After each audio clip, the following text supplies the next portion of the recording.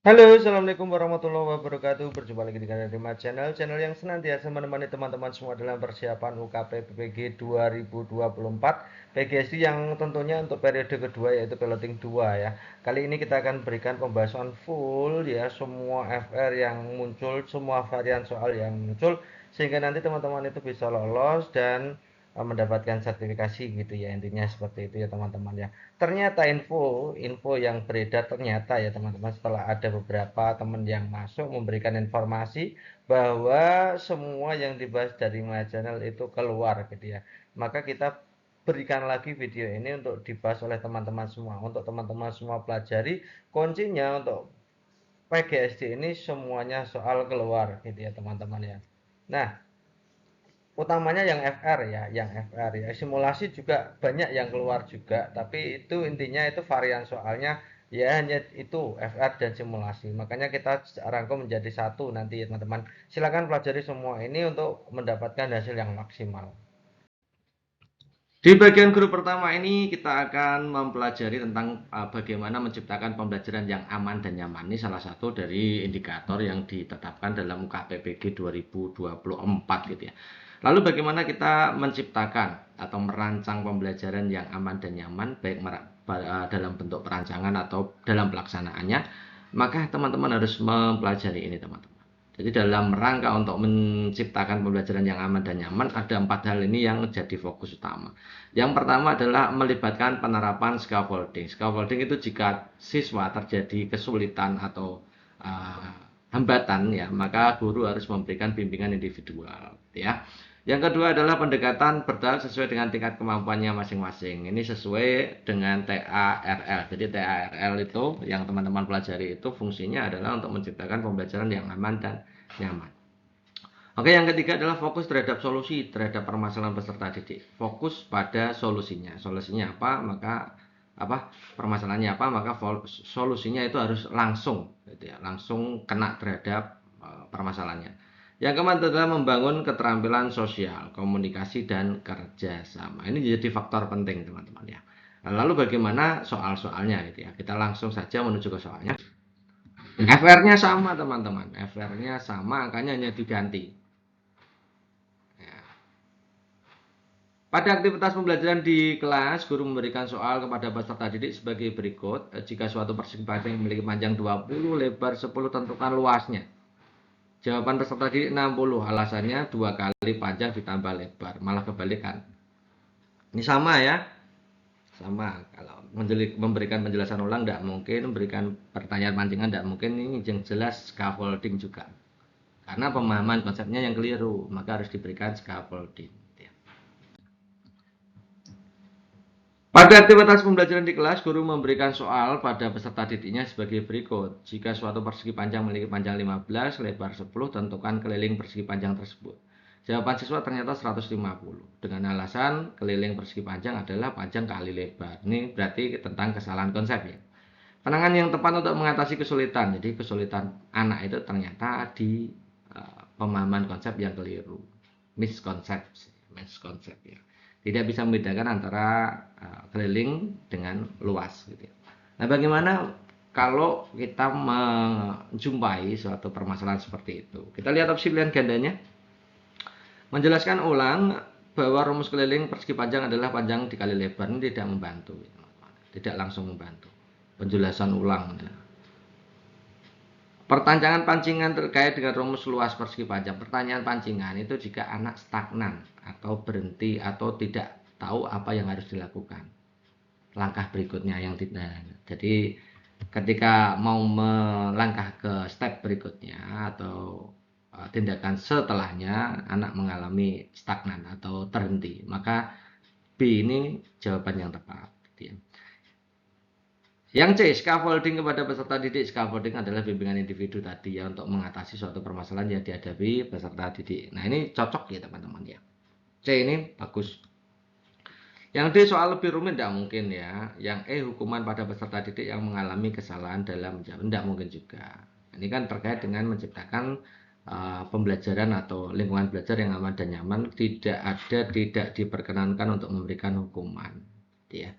Maka jawaban terbaiknya opsi C. Ini berdasarkan simulasi. Oke, kita ambil dulu yang dari soal simulasi. Alangkah bingungnya Pak Dani ketika mengajar pada 2 jam terakhir, bagaimana tidak bingung, peserta didik hanya diam. Mereka sama sekali tidak berani berucap sepatah kata pun. Mereka hanya saling melirik ke teman satu dengan teman lainnya. Tindakan Pak Dani adalah titik-titik. Jadi kalau kita lihat soal ini, yang jadi masalah adalah ternyata ini teman-teman yang saya garis bawah ini ya. Ini ternyata tidak berani bertanya atau menjawab atau apa. Ini biasanya masalah ketidakpercayaan diri atau mungkin juga masalah kesiapannya yang memang kurang. Maka permasalahannya adalah siswa tidak berani bertanya atau berkata atau memberikan jawaban atau berucap ya. Maka teman-teman harus cari dari opsi pilihan ganda ini yang menyebabkan setiap peserta didik itu bisa berbicara. Semua peserta didik harus berani berbicara.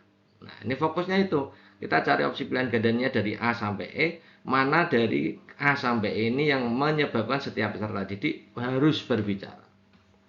Kita lihat opsi A, peserta didik keluar untuk mencuci muka. Ya, tidak ya, jelas ini nggak mungkin ya. Yang B memberikan kesempatan peserta didik untuk bertanya, ini juga tidak mungkin. Yang C menyebutkan nama peserta didik untuk menjawab secara bergantian, ini memastikan bahwa setiap peserta didik berbicara. Dan itu jawaban yang benar teman-teman. Nah, meminta peserta didik untuk menuliskan pertanyaannya ini juga tidak langsung untuk melatih keterampilan berbicara peserta didik. Yang E membentuk kelompok dan meminta peserta didik untuk diskusi. Nah, ketika pertemuan yang lalu itu saya pikir cara yang paling efektif untuk apa itu namanya meningkatkan keterampilan berbicara itu adalah bentuk kelompok diskusi. Ternyata teman-teman berdasarkan hasil validasi dari soal simulasi itu ternyata kita kalau mau jawab itu fokus saja pada permasalahannya. Semua siswa tidak berani berucap, maka kita harus cari setiap peserta didik harus berbicara. Jawabannya berarti C. Kalau membentuk kelompok saja ini ya bisa jadi, tapi itu tidak langsung. Jadi kalau kita memberikan suatu umpan balik gitu ya, itu harus fokus kepada permasalahannya. Gitu ya. Jadi jawaban terbaiknya C. Ini sesuai jawaban dari simulasinya, memang begitu. Nah, sekarang kita bandingkan dengan FRUKP PPG yang FR ya. Salah satu permasalahan yang dihadapi guru dalam pembelajaran yakni tentang keterlibatan peserta didik. Guru dapat melakukan aktivitas berikut untuk meningkatkan keaktifan peserta didik. Jadi fokusnya adalah ternyata banyak peserta didik yang tidak terlibat atau mungkin semuanya tidak mau terlibat ya. Jadi fokus kita untuk menjawab itu ya cari solusi yang menyebabkan peserta didik itu terlibat. Nah, ini jawaban terbaiknya C. Ya, kita lihat opsi A coba. Meminta peserta didik membersihkan papan tulis, ini kan tidak langsung berkaitan dengan permasalahan kan. Yang B, menggali akar permasalahan dulu kepada peserta didik yang tidak aktif. Ini tidak langsung memberikan solusi terhadap permasalahan itu kan. Dicari dulu gitu ya. Yang C, peserta didik diminta satu persatu ke depan untuk menunjukkan objek. Ini jelas setiap peserta didik terlibat kan gitu. Yang D menunjukkan beberapa gambar terkait materi belajar kepada peserta didik. Ini tujuannya untuk meningkatkan minat. Ya, ini juga bisa. Tapi yang fokus tadi langsung mengarah ke keterlibatan yang mana ini? Umpan balik terpendek yang bisa teman-teman lakukan kan gitu. Yang E melibatkan banyak media ini juga bagus merasa keadilan. Saya kira jawabannya kemarin itu yang E, tapi ternyata setelah kita bandingkan dengan soal simulasi, ini kita berganti jawaban ke C saja. Ya.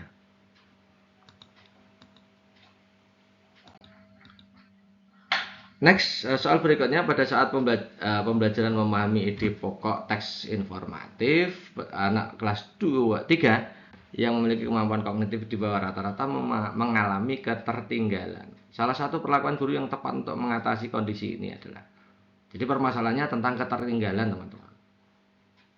Nggak usah mikir yang aneh-aneh ya, panjang-panjang ini. Saya juga ini agak terkacau ya dari soal simulasi ini.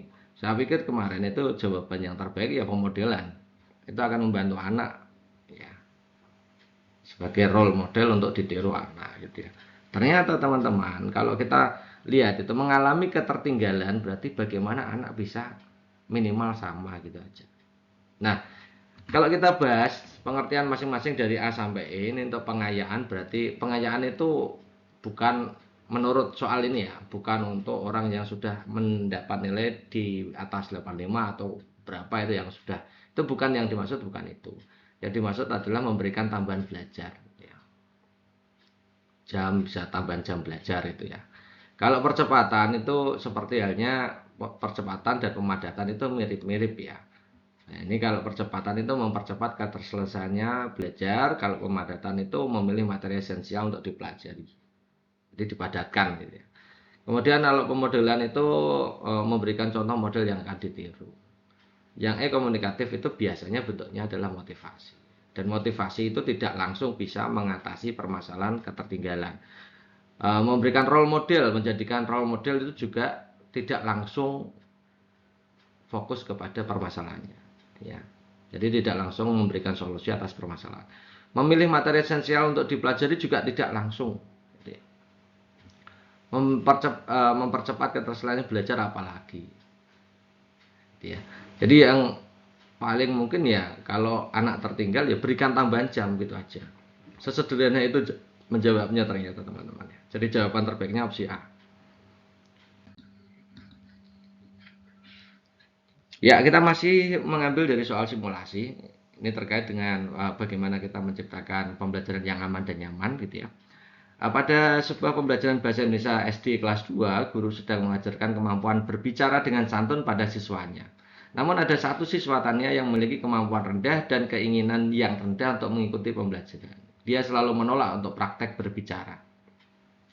Berikut ini adalah langkah-langkah pembelajaran yang tepat untuk membantu Tina. Jadi umpan balik apa jika Anda sebagai gurunya si Tina, ya, Tania, ya, untuk mengatasi permasalahan ini. Ya. Klik pilihan benar atau salah untuk setiap pernyataan berikut. Nanti yang saya klik yang benar ya. Jadi nanti teman-teman kalau ada soal klik benar apa salah, berarti teman-teman harus menjawab semua A, B, C, D ini, baik benar maupun salah. Kita lihat opsi A ya. Membangun rasa percaya diri dengan memberikan beberapa contoh melalui video anak sedang praktek berbicara. Kasih contoh untuk meningkatkan percaya dirinya. Good ya, ini pasti bisa membantu anak mengatasi ketidakpercayaan dirinya ketika berbicara. Jadi ini yang A ini benar. Kita kasih centang ya, benar ya. Nanti teman-teman centang aja yang benar. Kemudian yang B, membangkitkan rasa ingin tahu dengan mengajak belajar sambil bermain bersama secara berpasangan atau kelompok. Ini juga membantu teman-teman. Langsung fokus ke kemampuan siswa berbicara. Ini ada diskusinya. Ya, bermain bersama secara berpasangan artinya di situ nanti ada komunikasinya. Melatih anak untuk percaya diri juga ya, lewat suatu permainan. Jadi B ini juga masuk. Yang C, memberikan pemahaman tentang pentingnya kemampuan berbicara. Ini tidak langsung ya. Ini tidak langsung membantu anak. C ini bukan. Yang D, memberikan beragam media. Media ini tidak langsung membantu anak untuk mencapai kemampuan kepercayaan dirian untuk berbicara. Tidak mungkin ya. Tidak langsung ya. Memberikan penjelasan tentang cara bercerita yang mudah. Memberikan penjelasan, memberikan pemahaman itu tidak efektif. Jadi tidak usah dipakai. Maka jawabannya A dan B. Ingat teman-teman, untuk benar salah itu biasanya maksimal 3 yang benar. Nah, kebanyakan jawaban yang benar itu 2. Jadi nanti teman-teman jadi fokusnya ya, itu kalau ada jawaban benar salah atau pilihan ganda kompleks itu ambil 2 saja. Itu saya sudah teliti banyak yang 2-nya. 3 itu sedikit sekali. Jadi nanti ambil saja, kalau sudah 2 begini Anda merasa yakin maka itu jawaban yang benar. Itu ya. Menuju ke FRU KPPG, bagaimana menciptakan lingkungan belajar yang aman dan nyaman. Pak Harun adalah kepala sekolah di suatu sekolah dasar. Pak Harun menerapkan Permendikbud nomor 18 tahun 2016 tentang pengenalan lingkungan sekolah bagi peserta didik baru. Tujuan Pak Harun menerapkan aturan tersebut adalah ini MPLS ya, MPLS tahun 18 2000 nomor 18 tahun 2016 ini tentang menciptakan suatu pengenalan lingkungan yang menghindari ya TPPK lah. Ya, TPPK. Yang A, bertujuan untuk menciptakan lingkungan sekolah yang bersih, sehat, bebas rokok untuk peserta didik. Bukan. Ya, ini tentang pencegahan tidak kekerasan dan harusnya kan itu ya, terkait dengan Permendikbud itu. Yang kedua, untuk mengatur tentang kegiatan sehari-hari di sekolah yang harus diterapkan oleh peserta didik, ini masuk ya, ini masuk. Yang C, untuk melarang tindakan perpeloncoan, ini juga masuk. Yang D, untuk koordinasi proses pembelajaran yang aman dan nyaman, ini sudah mengakomodasi B, menyenangkan serta menghindari warga sekolah dari unsur-unsur tindak kekerasan, ini C juga sudah masuk. Jadi B dan C ini sudah diwakili D. Mengatur tentang buku yang digunakan peserta didik itu juga sudah masuk di D. Maka jawaban terbaiknya opsi D.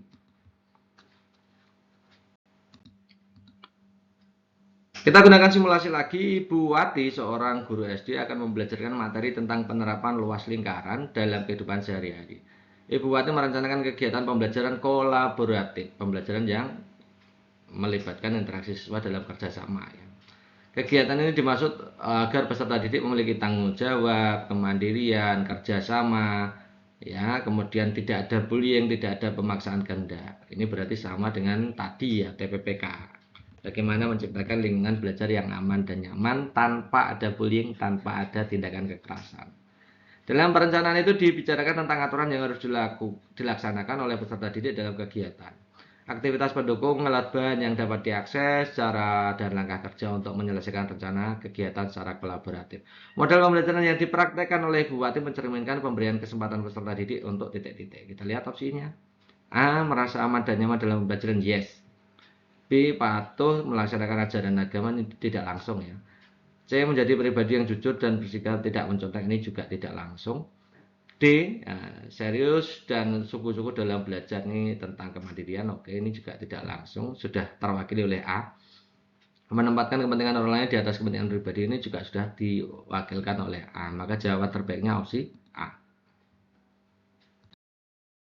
Next, berikutnya ada kisi-kisi berikutnya adalah menciptakan pembelajaran yang berpusat pada peserta didik. Nanti berarti kita bahasnya yang berpusat pada peserta didik semua. Cara menjawabnya begini teman-teman. Teman-teman lihat nih. Jadi pembelajaran berpusat pada peserta didik atau student center learning itu punya prinsip-prinsip ini. Ada student voice, ada empowering, collaborative, active learning, authentic, adaptable, dan constructivism. Ya. Yang jadi fokus adalah ini teman-teman. Ada 3 hal ini. Active learning, kolaboratif, dan student voice. Artinya apa? Student voice ini terkait dengan presentasi, kemudian kalau collaboration itu tentang pembentukan kelompok, baik kelompok berpasangan atau kelompok ya heterogen maupun homogen gitu ya. Active learning itu ya tentunya biasanya di opsi pilihan ganda atau pilihan ganda kompleks atau benar salah, itu semuanya biasanya ada active learningnya. Gitu ya. Yang membedakan ya utama ya kolaboratif dan student voice lah, intinya seperti itu. Oke, kita langsung menuju ke soal-soalnya. Seorang guru melakukan pembelajaran di kelas untuk membuat peserta didiknya kompeten tentang rumus luas segitiga. Untuk mencapainya, harapannya tersebut, guru melakukan pengelolaan kelas yang berpusat pada peserta didik. Nah, ini ciri khas dari soal student center learning gitu ya. Permasalahan di bawah ini merupakan pengelolaan kelas yang berpusat pada peserta didik. Ini bentuknya adalah pilihan ganda kompleks. Teman-teman diminta untuk mencentang kotak yang ABCD-nya itu bentuknya kotak sebenarnya. Yang benar dicentang aja. Gitu ya. Jadi beda dengan benar salah dia. Oke, kita lihat opsi pilihan gandanya. Tadi cara menjawabnya adalah kalau berpusat pada peserta didik harus ada kolaboratifnya, ada student voice-nya, ada kolaborasi, ada presentasi. Dia. Kita lihat opsi A, guru membagi peserta didik menjadi kelompok. Oke, setiap kelompok diberikan soal menentukan luas segitiga. Setiap peserta didik diminta untuk menyelesaikan. Setelah pekerjaan selesai, semua peserta didik diminta untuk mengumpulkan jawabannya, tidak ada komunikasinya. Maka yang A bukan. Yang A bukan. Yang B, guru membagi peserta didik menjadi 5 kelompok. Setiap kelompok diberikan soal, kemudian setiap kelompok diminta untuk berdiskusi. Oke, setelah diskusi kelompok presentasi, guru menanggapi. Oke, yes. Kalau yang B ini yes, ada diskusi, ada presentasi. Yang C, guru menjelaskan rumus luas segitiga. Semua peserta didik diberi latihan, semua peserta didik diminta mengumpulkan no ya, tidak ya. Tidak ada diskusi, tidak ada presentasi. Yang D, setiap guru membagi peserta didik menjadi 5 kelompok. Setiap kelompok diberikan lembar kerja menulis luas segitiga. Setiap kelompok diminta untuk berdiskusi lembar kerja yang diberikan. Setelah diskusi kelompok presentasi, yes. Guru meminta peserta didik bekerja secara berpasangan, jadi ada kelompoknya. Kemudian setelah selesai kerja berpasangan, salah satu siswa diminta untuk presentasi, ada presentasinya. Oke, yes. Ini pilihan ganda kompleks yang ada 3 betul. Gitu ya. Jadi jawabannya yang itu. Nah, sekarang kita lihat ini diambil dari soal-soal simulasi. Kalau soal yang satunya ini soal yang apa namanya itu FR, soal FR UKPPG. Seorang guru melakukan pembelajaran di kelas untuk membuat peserta didiknya kompeten operasi penjumlahan dua bilangan bulat positif. Bagaimana guru melakukan pengelolaan kelas berpusat pada peserta didik? Ya, kita tinggal analisa saja. Yang A menjelaskan penjumlahan dua bilangan bulat positif, kemudian tiap peserta didik diberikan soal menghitung. Nah, ini bukan ya, jelas bukan. Yang B itu kalau teman-teman cermati ada diskusi, kemudian ada apa itu namanya? Presentasi. Ya, ada diskusi, ada presentasi, yes. Yang C tidak ada diskusi, tidak ada presentasi, teman-teman silang aja. Yang D, guru membagi peserta menjadi 5 kelompok, kemudian ada diskusinya di situ, kemudian ada presentasi, yes. Yang E juga ada diskusi, ada presentasi, yes. Gitu ya. Jadi cara menjawabnya hanya seperti itu, teman-teman. Oke, indikator selanjutnya adalah menciptakan pembelajaran berpusat pada peserta didik, tapi bagian memfasilitasi gaya belajar yang beragam. Oke, model soal-soalnya seperti ini, teman-teman. Ini soal simulasi dan FR ternyata sama, artinya ada memang banyak ya soal-soal yang dari simulasi itu juga ya keluar di FR gitu ya.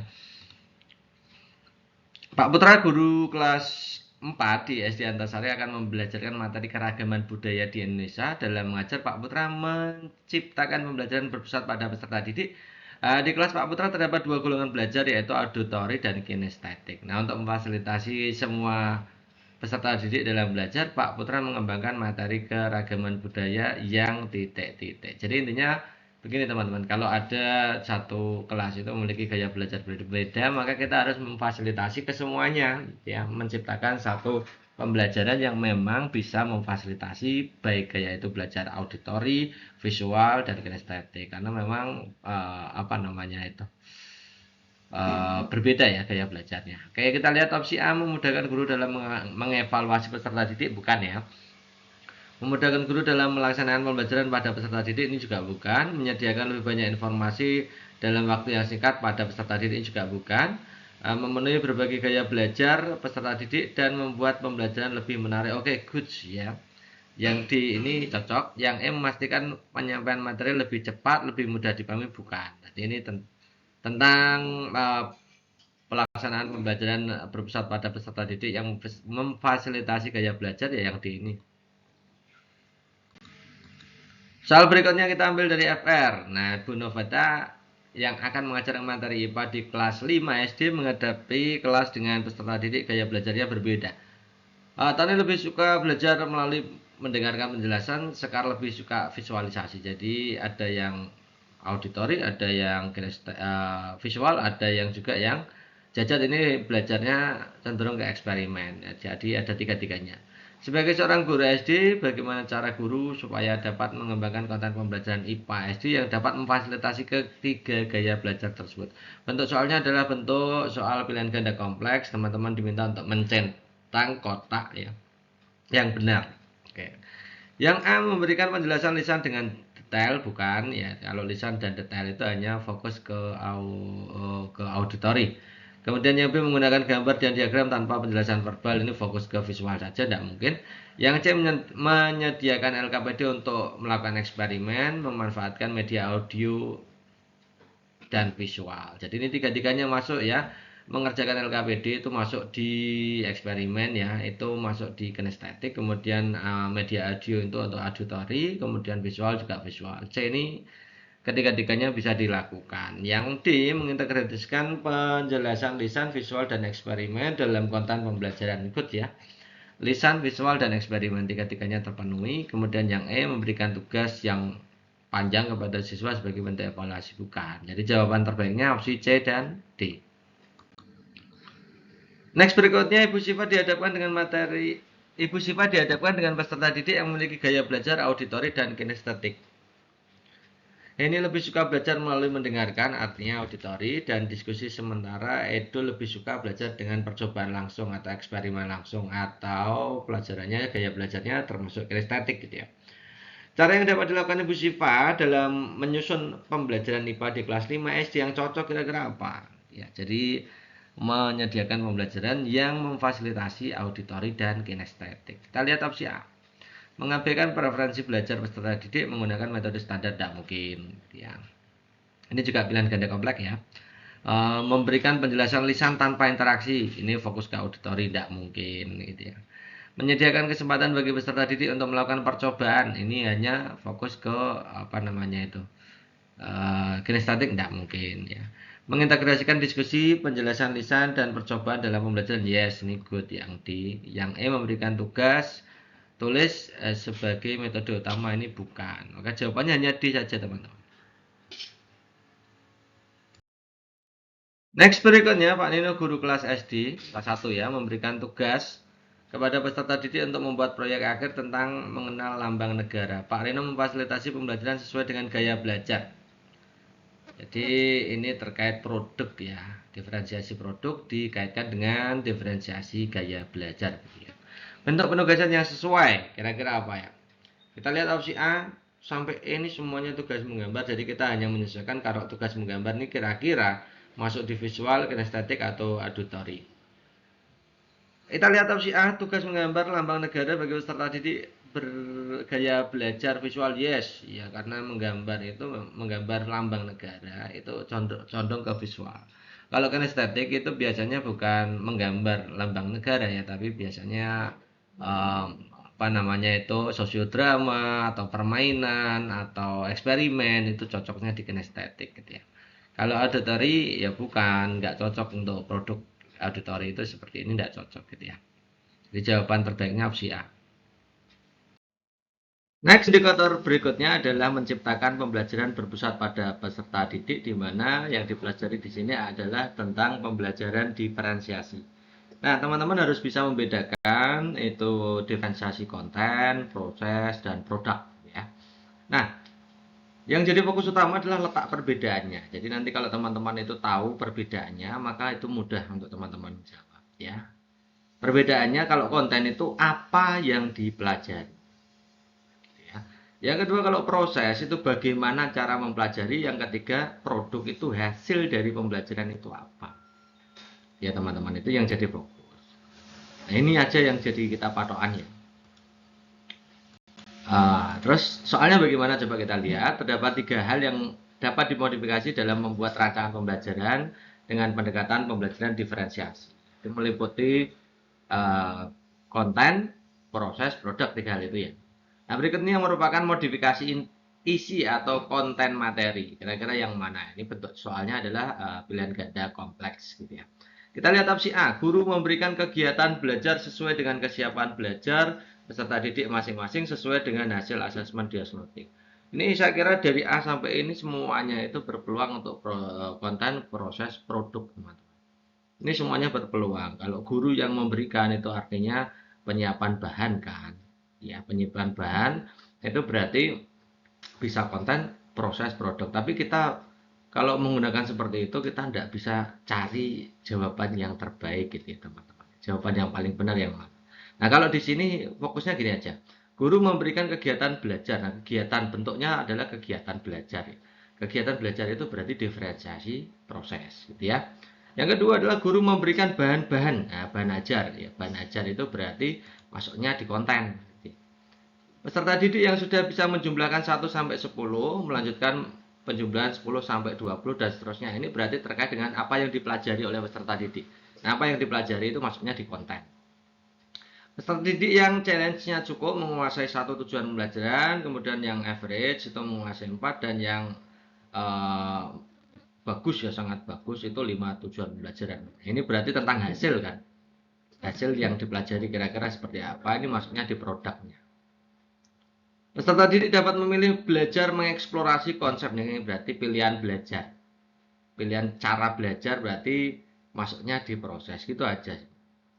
Padahal kita tahu bahwa diferensiasi konten, proses, produk itu saling berkaitan satu dengan yang lain. Kalau memilih belajar misalkan ya, peserta didik dapat memilih belajar melalui video, diskusi tanya jawab itu juga sebenarnya konten juga bisa. Tapi karena ini jawabannya yang pasti-pasti kita pakainya yang pakai standarnya begini aja. Maka jawaban terbaiknya B dan C.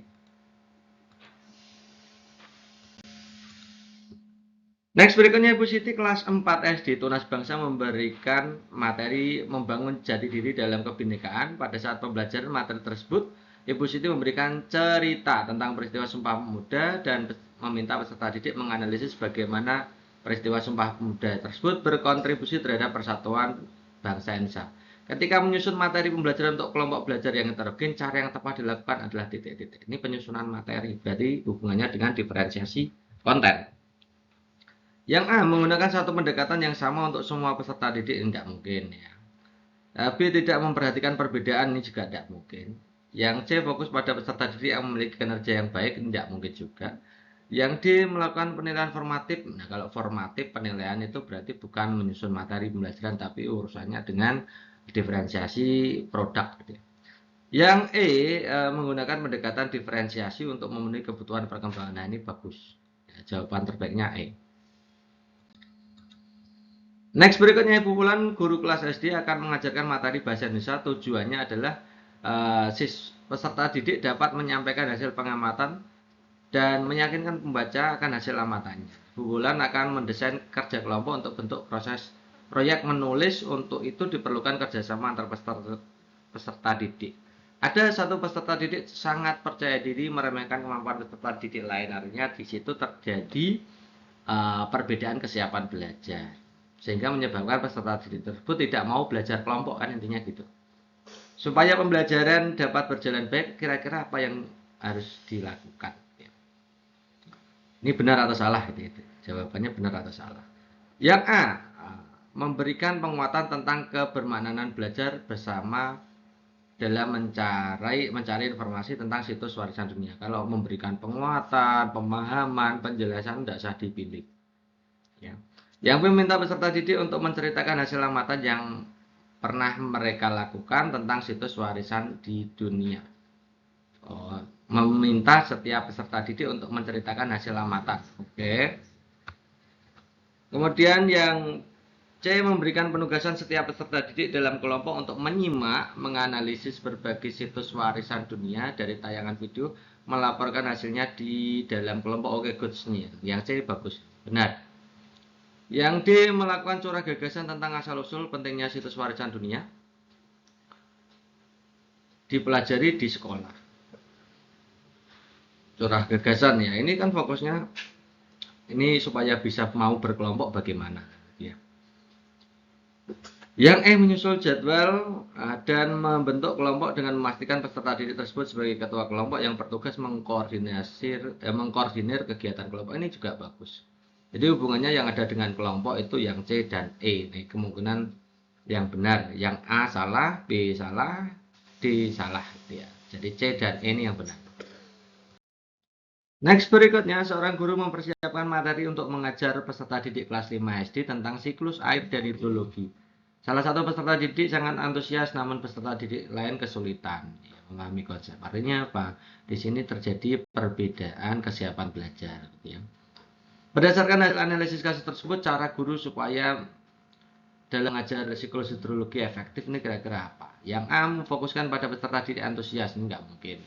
Yang B, mengurangi tingkat kesulitan materi, ini berarti fokus ke yang kesulitan. Gitu ya. Yang C, memberikan tugas tambahan ke peserta didik yang kesulitan, ini berarti fokus yang kesulitan saja. Yang D, menggunakan metode pengajaran berbeda untuk kedua peserta didik, ini tidak efektif. Yang E, menyarankan peserta didik yang kesulitan untuk belajar di rumah, ini juga tidak efektif. Jadi kalau A sampai ini yang paling mendekati yang menggunakan metode pengajaran yang berbeda, karena memang di situ tidak ada opsi pilihan ganda lain yang lebih bisa untuk mengkolaborasikan antara peserta didik yang kesulitan dan tidak kan. Jadi jawaban D ini paling relevan gitu ya. Next berikutnya, seorang guru sedang merancang modul pembelajaran IPA untuk peserta didik kelas 5 SD dengan latar belakang kebutuhan belajar yang berbeda. Peserta didik A memiliki minat dalam sains alam, sementara B itu tertarik pada aspek lingkungan. Cara guru supaya dapat merancang modul pembelajaran IPA yang dapat memenuhi kebutuhan belajar ini berarti terkait dengan minat ya. Terkait dengan minat. Jadi bagaimana caranya? Kita lihat opsi A. Mengabaikan minat tidak mungkin ya. Menyediakan modul terpisah untuk A dan B bisa jadi ya, bisa jadi. Yang C mengintegrasikan konsep sains alam dan lingkungan dalam satu modul ini good. Ini ada prosesnya satu kegiatan yaitu untuk dua kebutuhan ya. Yang D meminta peserta didik A untuk mengajari peserta didik B ini terkait perbedaan minat jadi bukan. Nah, kalau meminta peserta didik A mengajari B itu kalau diferensiasinya adalah diferensi kesiapan, bukan diferensiasi minat ya. Yang E mengurangi tingkat kesulitan materi, ini berarti fokusnya ke yang kesulitan. Maka jawaban terbaiknya C ini ya, bisa mengintegrasikan. Kalau tidak ada opsi yang C, yang mana? Ya yang B. Ya, jadi jawaban terbaiknya kalau yang ini C. Oke, next berikutnya, indikator berikutnya adalah tentang pembelajaran dengan memadukan konten pedagogik dan teknologi. Ya, terkait dengan pemilihan media. Jadi teman-teman nanti kalau ada soal-soal tentang pemilihan media yang berhubungan dengan teknologi, maka pilih yang kontekstual, yang paling realitas, yang paling nyata mendekati dunia nyata. Ya, bisa bentuknya simulasi atau bahkan mungkin langsung yang dapat dipegang diraba gitu ya. Oke, kita bahas soalnya satu persatu. Nah, ini Pak Suryo, seorang guru SD mata pelajaran IPA ingin memperkenalkan teknologi saat mengajarkan pada siswa bagaimana mendemonstrasikan penerapan konsep gelombang cahaya dalam kehidupan sehari-hari. Teknologi yang dipertimbangkan, jadi ini mendemonstrasikan penerapan konsep gelombang, ini yang paling realitas yang mana? Kita lihat opsi A, simulasi, aplikasi simulasi untuk memperagakan penggunaan gelombang cahaya dalam kehidupan sehari-hari. Ini good ya, ini bentuknya simulasi. Yang B bentuknya hanya video berisi materi, jadi bagus yang simulasi, lebih realitas. Yang C kuis dan kuis interaktif, tapi ini fokusnya ke pemahaman siswa dan tentang kegunaan gelombang cahaya. Ini kuis interaksi, kuis ini kurang ya. Ini soalnya tentang pemahaman konsep ya, mendemonstrasikan penerapan konsep ini. Kalau yang C ini tentang penilaian atau evaluasinya. Yang D buku digital tentang konsep gelombang, ini buku digital kurang nyata, kurang kontekstual. Yang E video, berita tentang dampak gelombang cahaya ini juga kurang. Yang bagus yang simulasi, gitu ya, lebih realitas. Next berikutnya, seorang guru IPA, guru kelas 5 SD akan mengimplementasikan teknologi dalam pembelajaran, termasuk penggunaan platform daring, aplikasi pembelajaran, dan perangkat lunak interaktif. Gitu ya. Nah, tujuan pembelajarannya adalah merefleksi bagaimana perubahan kondisi alam di permukaan bumi terjadi akibat faktor alam. Nah, kira-kira pemilihan teknologi yang kontekstual, yang realitas, itu yang mana? Kita lihat yang A, menyalin catatan dari layar proyektor ke buku catatan siswa. Ini kurang realistis. Menggunakan aplikasi papan virtual yang dapat berbagi tentang materi, contoh, dan kuis. Ini good ya. Papan virtual ini seperti video simulasi. Ini bagus. C, menonton video, ini kurang. Yang D, mencetak semua materi ke bentuk PDF, ini juga kurang. Yang E, menyimpan semua materi di pelayanan daring, tidak mungkin. Jadi yang paling realitas yang bisa dipakai adalah opsi B.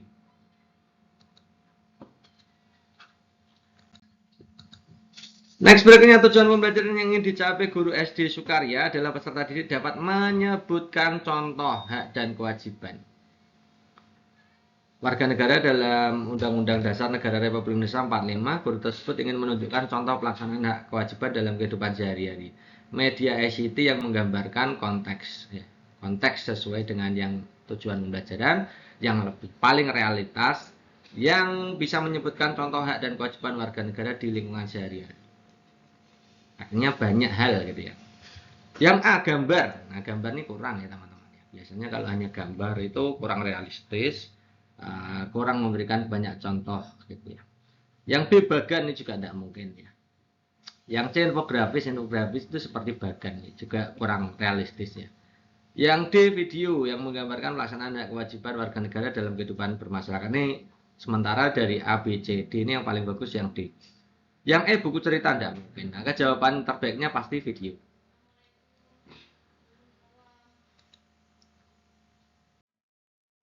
Next berikutnya, tujuan pembelajaran pada mata pelajaran Pancasila di SD adalah peserta didik dapat mengidentifikasi keragaman budaya di Indonesia. Nah, media yang kreatif inovatif untuk mencapai tujuan itu kira-kira apa? Saya ulangi, tujuan pembelajaran di SD adalah peserta didik dapat mengidentifikasi keragaman budaya. Ini mengidentifikasi ya.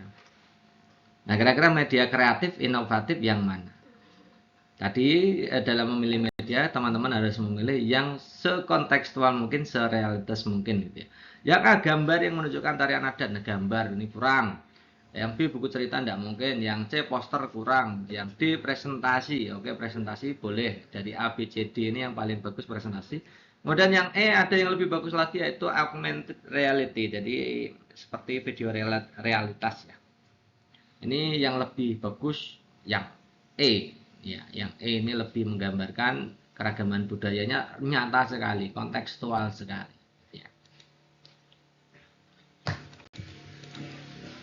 Next berikutnya, seorang guru kelas 4 SD akan membelajarkan mata pelajaran Pancasila dengan tujuan pembelajarannya mampu menerapkan nilai Pancasila dalam kehidupan sehari-hari. Kira-kira media yang kreatif inovatif yang mana? Tadi saya sudah mengatakan pilih media yang senyata mungkin. Silakan teman-teman tebak ini kira-kira jawabannya mana.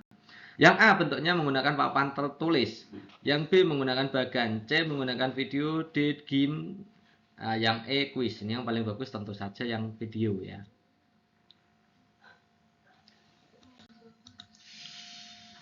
Rumusan tujuan pembelajaran berbunyi melalui penggunaan media pembelajaran peserta didik menentukan jaring-jaring balok. Kira-kira media yang apa yang paling kontekstual, paling realistis? Media presentasi yang menayangkan berbagai jenis jaring-jaring balok, oke. Gambar berbagai jenis balok di papan tulis, nih kalau gambar kurang ya. Yang C, gambar berbagai jenis balok pada kertas berpetak, ini juga kurang realitas. Yang D, kerangka balok terbuat dari kawat. Kalau kerangka balok ini hubungannya bukan ke jaring-jaring ya, bukan, tidak bisa. Yang E, balok dari kertas yang dapat dibuka membentuk jaring-jaring balok, ini lebih realistis. Anak bisa langsung berinteraksi dengan medianya tersebut dan bisa terlihat jelas kira-kira ini bangunnya seperti apa kalau dibuat menjadi jaring-jaring apa. Ini paling realistis ya. Antara A dan E bagus mana? Yang E. Ini lebih realistis.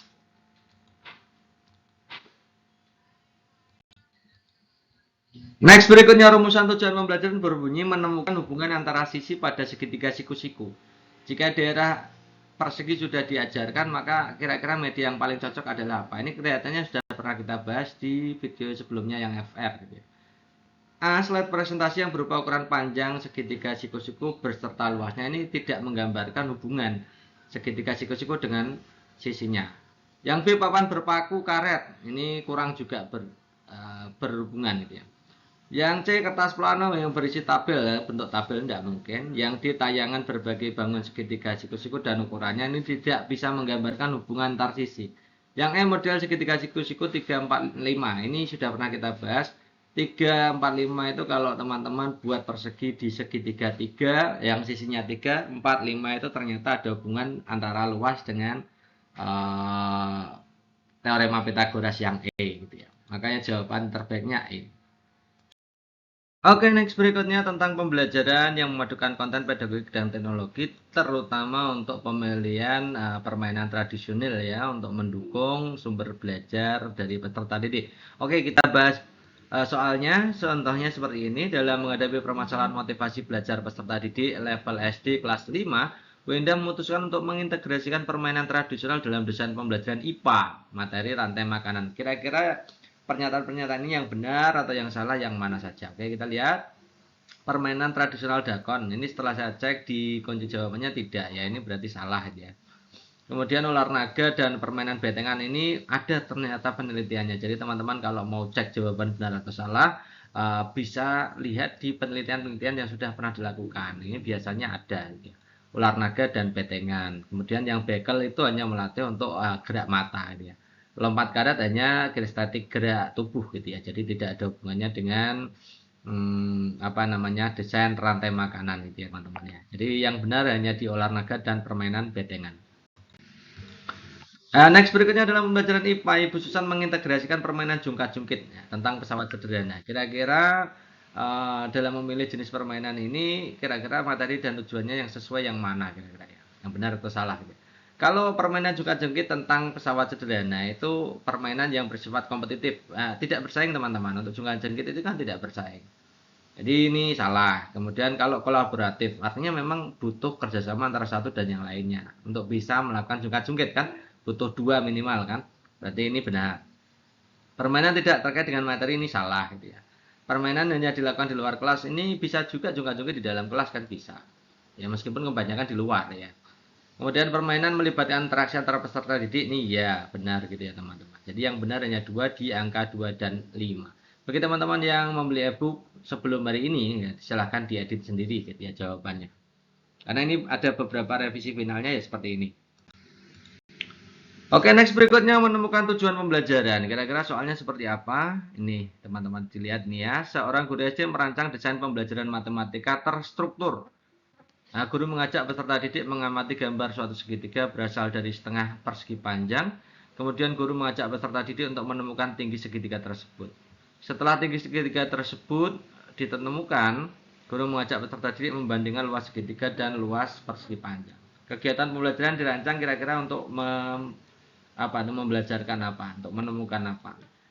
Awalnya anak-anak tersebut belajar segitiga dihubungkan dengan persegi panjang, maka fokusnya adalah luas segitiga, rumus luas segitiga. Seorang guru SD kelas 6 merancang desain pembelajaran matematika terstruktur sebagai berikut. Guru menyiapkan bangun kerucut, tabung yang tingginya dan jari-jarinya sama, kemudian menyiapkan bahan pasir, meminta peserta didik untuk mengisi kerucut dengan pasir, dan seterusnya. Ya, guru menyampaikan dua pertanyaan, berapa kali menuangkan pasir ke kerucut ke tabung, dari kerucut ke tabung sampai penuh.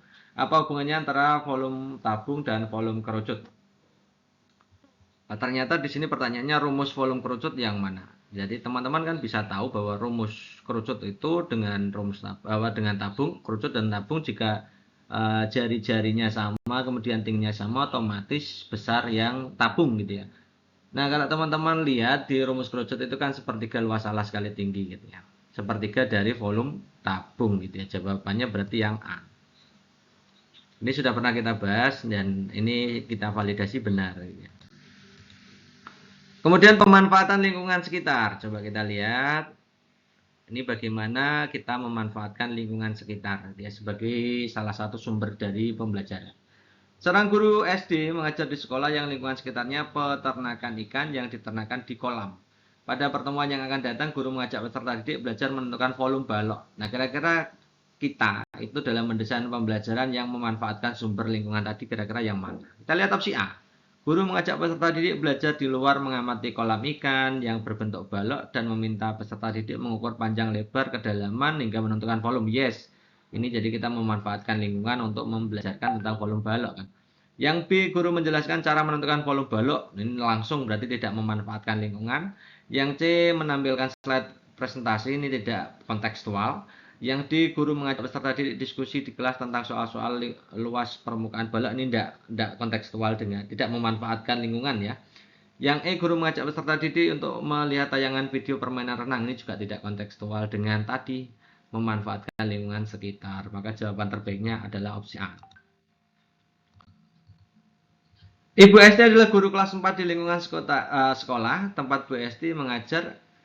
Di lingkungan tempat Bu SD mengajar ada pasar. Mayoritas pekerjaan orang tuanya pedagang.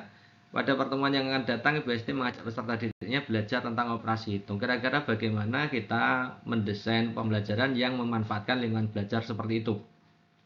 Ada di lingkungan pedagang, kemudian kita mau membelajarkan tentang hitung bilangan bulat, operasi hitung bilangan bulat. Mana yang menggunakan sumber lingkungan? Kita opsi A. Menjelaskan cara menghitung penjumlahan dua bilangan bulat, kemudian meminta semua peserta didik mengerjakan soal latihan. Tidak menggunakan ya, yang A salah. Yang B, mengajak peserta didik belajar di luar, mengamati pasar, meminta peserta didik mendata banyak jenis dagangan yang dijual di pasar. Oke, ini sudah memanfaatkan lingkungan pasar, tapi di situ hanya mendata banyak jenis dagangan. Padahal kita mau mengajarkan tentang operasi hitung bilangan bulat, jadi tidak match. Sudah menggunakan lingkungan, tapi tidak match sesuai tujuan pembelajaran gitu ya. Yang C, menampilkan slide presentase contoh menghitung operasi hitung bilangan penjumlahan, dua bilangan bulat ini tidak menggunakan lingkungan ya sebagai sumber ya. Yang mengajak peserta didik bermain peran sebagai pembeli pedagang dengan menggunakan uang mainan untuk menentukan uang kembali dari proses jual beli. Ini goods ya. Ini bagus memanfaatkan situasi situasi lingkungan sebagai sumber belajar, kemudian cocok dengan tujuan pembelajarannya. Yang mengajak peserta didik melihat tayangan video kemudian menentukan operasi hitung, ini kurang ya. Maka jawaban terbaiknya pasti opsi D. Paling tepat ini. Next, berikutnya kita akan mempelajari tentang literasi numerasi. Lalu bagaimana soal-soalnya? Kita lihat yang pertama dalam upaya mengembangkan kemampuan numerasi peserta didik, seorang guru SD perlu merancang strategi pembelajaran yang mendukung konsep matematika. Nah, terdapat beberapa cara supaya guru dapat menciptakan lingkungan belajar, memfasilitasi perkembangan numerasi optimal. Kira-kira cara yang paling optimal yang mana? Kita lihat opsi pilihan gandanya. Kalau hubungannya dengan numerasi, maka teman-teman harus fokus ke numerasinya, gitu ya. Yang A menyajikan materi hanya dalam bentuk teks visual, berarti tidak ada hubungannya dengan numerasi ya. Yang B memanfaatkan alat peraga untuk memvisualkan konsep numerasi, yes, ada numerasinya, gitu ya. Menyiapkan LKPD mengakomodasi perbedaan kemampuan numerasi antar peserta didik, yes, ini ada numerasinya. Menggunakan sumber belajar buku teks yang disediakan sekolah, ini tidak berhubungan langsung dengan numerasi. Yang E menggunakan penjelasan klasikal meminimalisir penjelasan konsep numerasi. Ini tidak ya. Ini hanya penjelasan klasikal, itu tidak akan membantu. Maka jawaban terbaiknya adalah B dan C. Dalam mengajarkan numerasi kepada peserta didik, penting bagi guru untuk memperhatikan berbagai strategi pengajaran yang dapat meningkatkan pemahaman matematika mereka. Kira-kira cara yang paling efektif mengembangkan kemampuan numerasi peserta didik itu yang mana? Kita lihat opsi A. Memberikan latihan hitung sederhana terus-menerus. Enggak, ini bukan ya, bukan cara untuk meningkatkan numerasi. Yang B memperkenalkan berbagai metode penyelesaian masalah. Yes. Penerapan kemampuan berhitung dengan cara membayangkan angka. Ini bukan. Mengajarkan rumus matematika dengan memberikan contoh konkret, ini membantu ya teman-teman ya. D membantu. Yang E fokus hanya pada penggunaan kalkulator, ini bukan. Maka jawaban terbaiknya adalah B dan D. Dalam upaya mengembangkan kemampuan numerasi peserta didik, seorang guru SD perlu memilih konten materi yang tepat untuk memfasilitasi pemahaman konsep matematika secara menyeluruh. Kira-kira materi yang paling efektif mengembangkan pemahaman numerasi yang mana? Yang A mengajarkan rumus matematika abstraksi, ini bukan. Yang B memberikan latihan hitung berulang, ini juga bukan. Yang C mendahulukan kemampuan literasi dibanding numerasi, ini juga bukan. Yang D memperkenalkan berbagai metode penyelesaian masalah, ini yang terhubung dengan numerasi. Yang E memberikan penjelasan tentang pentingnya numerasi, ini bukan. Jawaban terbaiknya opsi D. Dengan perkembangan teknologi informasi dan komunikasi di era dewasa ini perlu direspon untuk dunia pendidikan.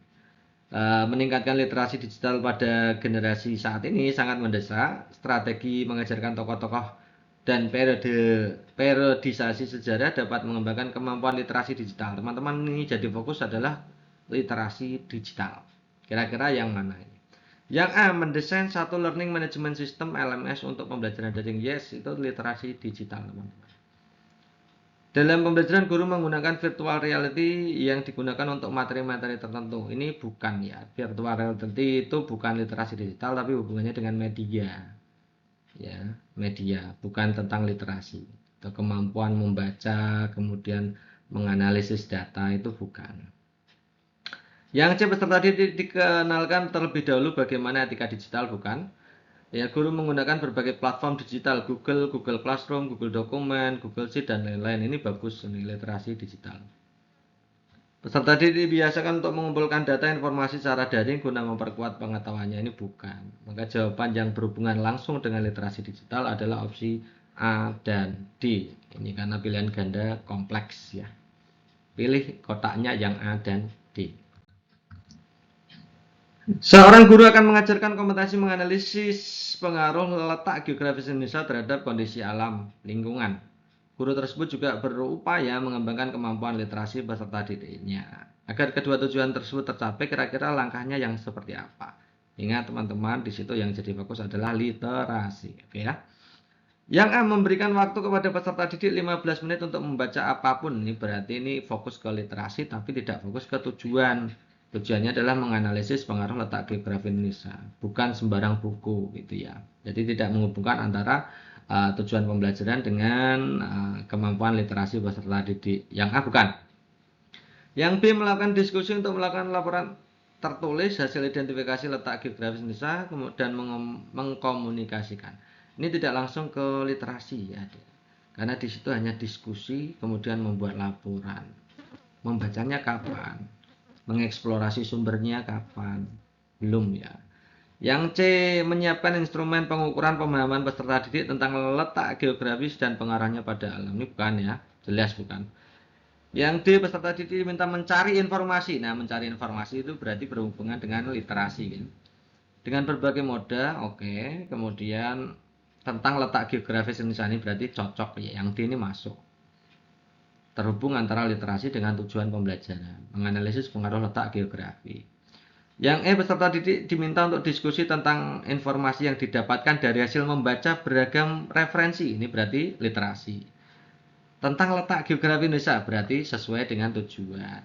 Ya, jadi dua-duanya ini sesuai tujuan. Maka jawaban terbaiknya opsi D dan E. Next berikutnya adalah menemukan indikator pencapaian belajar. Oke, kita akan bahas soal-soalnya. Sebuah modul ajar IPAS di sekolah dasar kelas 5 mencakup konsep tentang struktur dan fungsi tumbuhan. Indikatornya level 4, C4 ya. C4 itu analisis teman-teman. Jadi teman-teman harus bisa membedakan C1 sampai C6. Saya berikan gambarannya begini. C1 itu urusannya dengan proses mengingat, ya remembering ya. Itu biasanya kata-kata kerjanya adalah menyebutkan. Ya, menyebutkan definisi, menyebutkan apa-apa. Kalau menyebutkan itu maksudnya di C1. Yang dua adalah menjelaskan. Menjelaskan itu kata kerja operasional yang lain, contohnya adalah mengidentifikasi. Gitu ya. Kemudian yang ketiga adalah menerapkan, itu menghitung, kemudian dan lain-lain gitu ya. Menentukan itu masuk di C3. Keempat adalah analisis. Analisis C4 itu analisis. Jadi kata kerja operasional yang bersesuaian dengan analisis contohnya menelaah, menguraikan, merinci, menganalisis itu masuknya di C4. Teman-teman bisa catat itu sendiri ya, tapi tidak saya tulis di sini memang karena kita sudah pernah bahas. C5 itu membandingkan, mengevaluasi, menafsirkan, memprediksi masuk C5, menyimpulkan masuk C5. Kemudian C6 mencipta, membuat itu masuknya, mengkreasi itu masuknya di C6. Membuat, mengkreasi, mencipta, merekonstruksi dan lain-lain. Itu ya. Nah, kita sekarang tinggal cocokkan level kognitifnya pengennya C4. Kalau menggambar itu bukan masuk di kognitif teman-teman, tapi maksudnya di keterampilan atau psikomotorik. Jadi bukan. Menyebutkan nama-nama kan C1, kognitif ya, betul. C1 tapi menganalisis masuk di C4. Jadi C ini jawaban yang benar. Ya, menanam itu keterampilan teman-teman, bukan masuk di kognitif gitu ya. Menuliskan manfaat tumbuhan. Ini tahu manfaat itu berarti tahu penerapannya kan gitu ya. Tahu manfaat, kemudian tahu berbagai contoh itu masuknya di penerapan atau C3. Jadi E itu C3. Maka jawaban terbaiknya opsi C gitu ya. Nah, lagi teman-teman, ada sebuah modul ajar IPA di sekolah dasar, isi kontennya tentang memperkenalkan konsep gerak benda dan gaya. Kemudian peserta didik belajar tentang berbagai jenis gaya yang mempengaruhi gerak benda.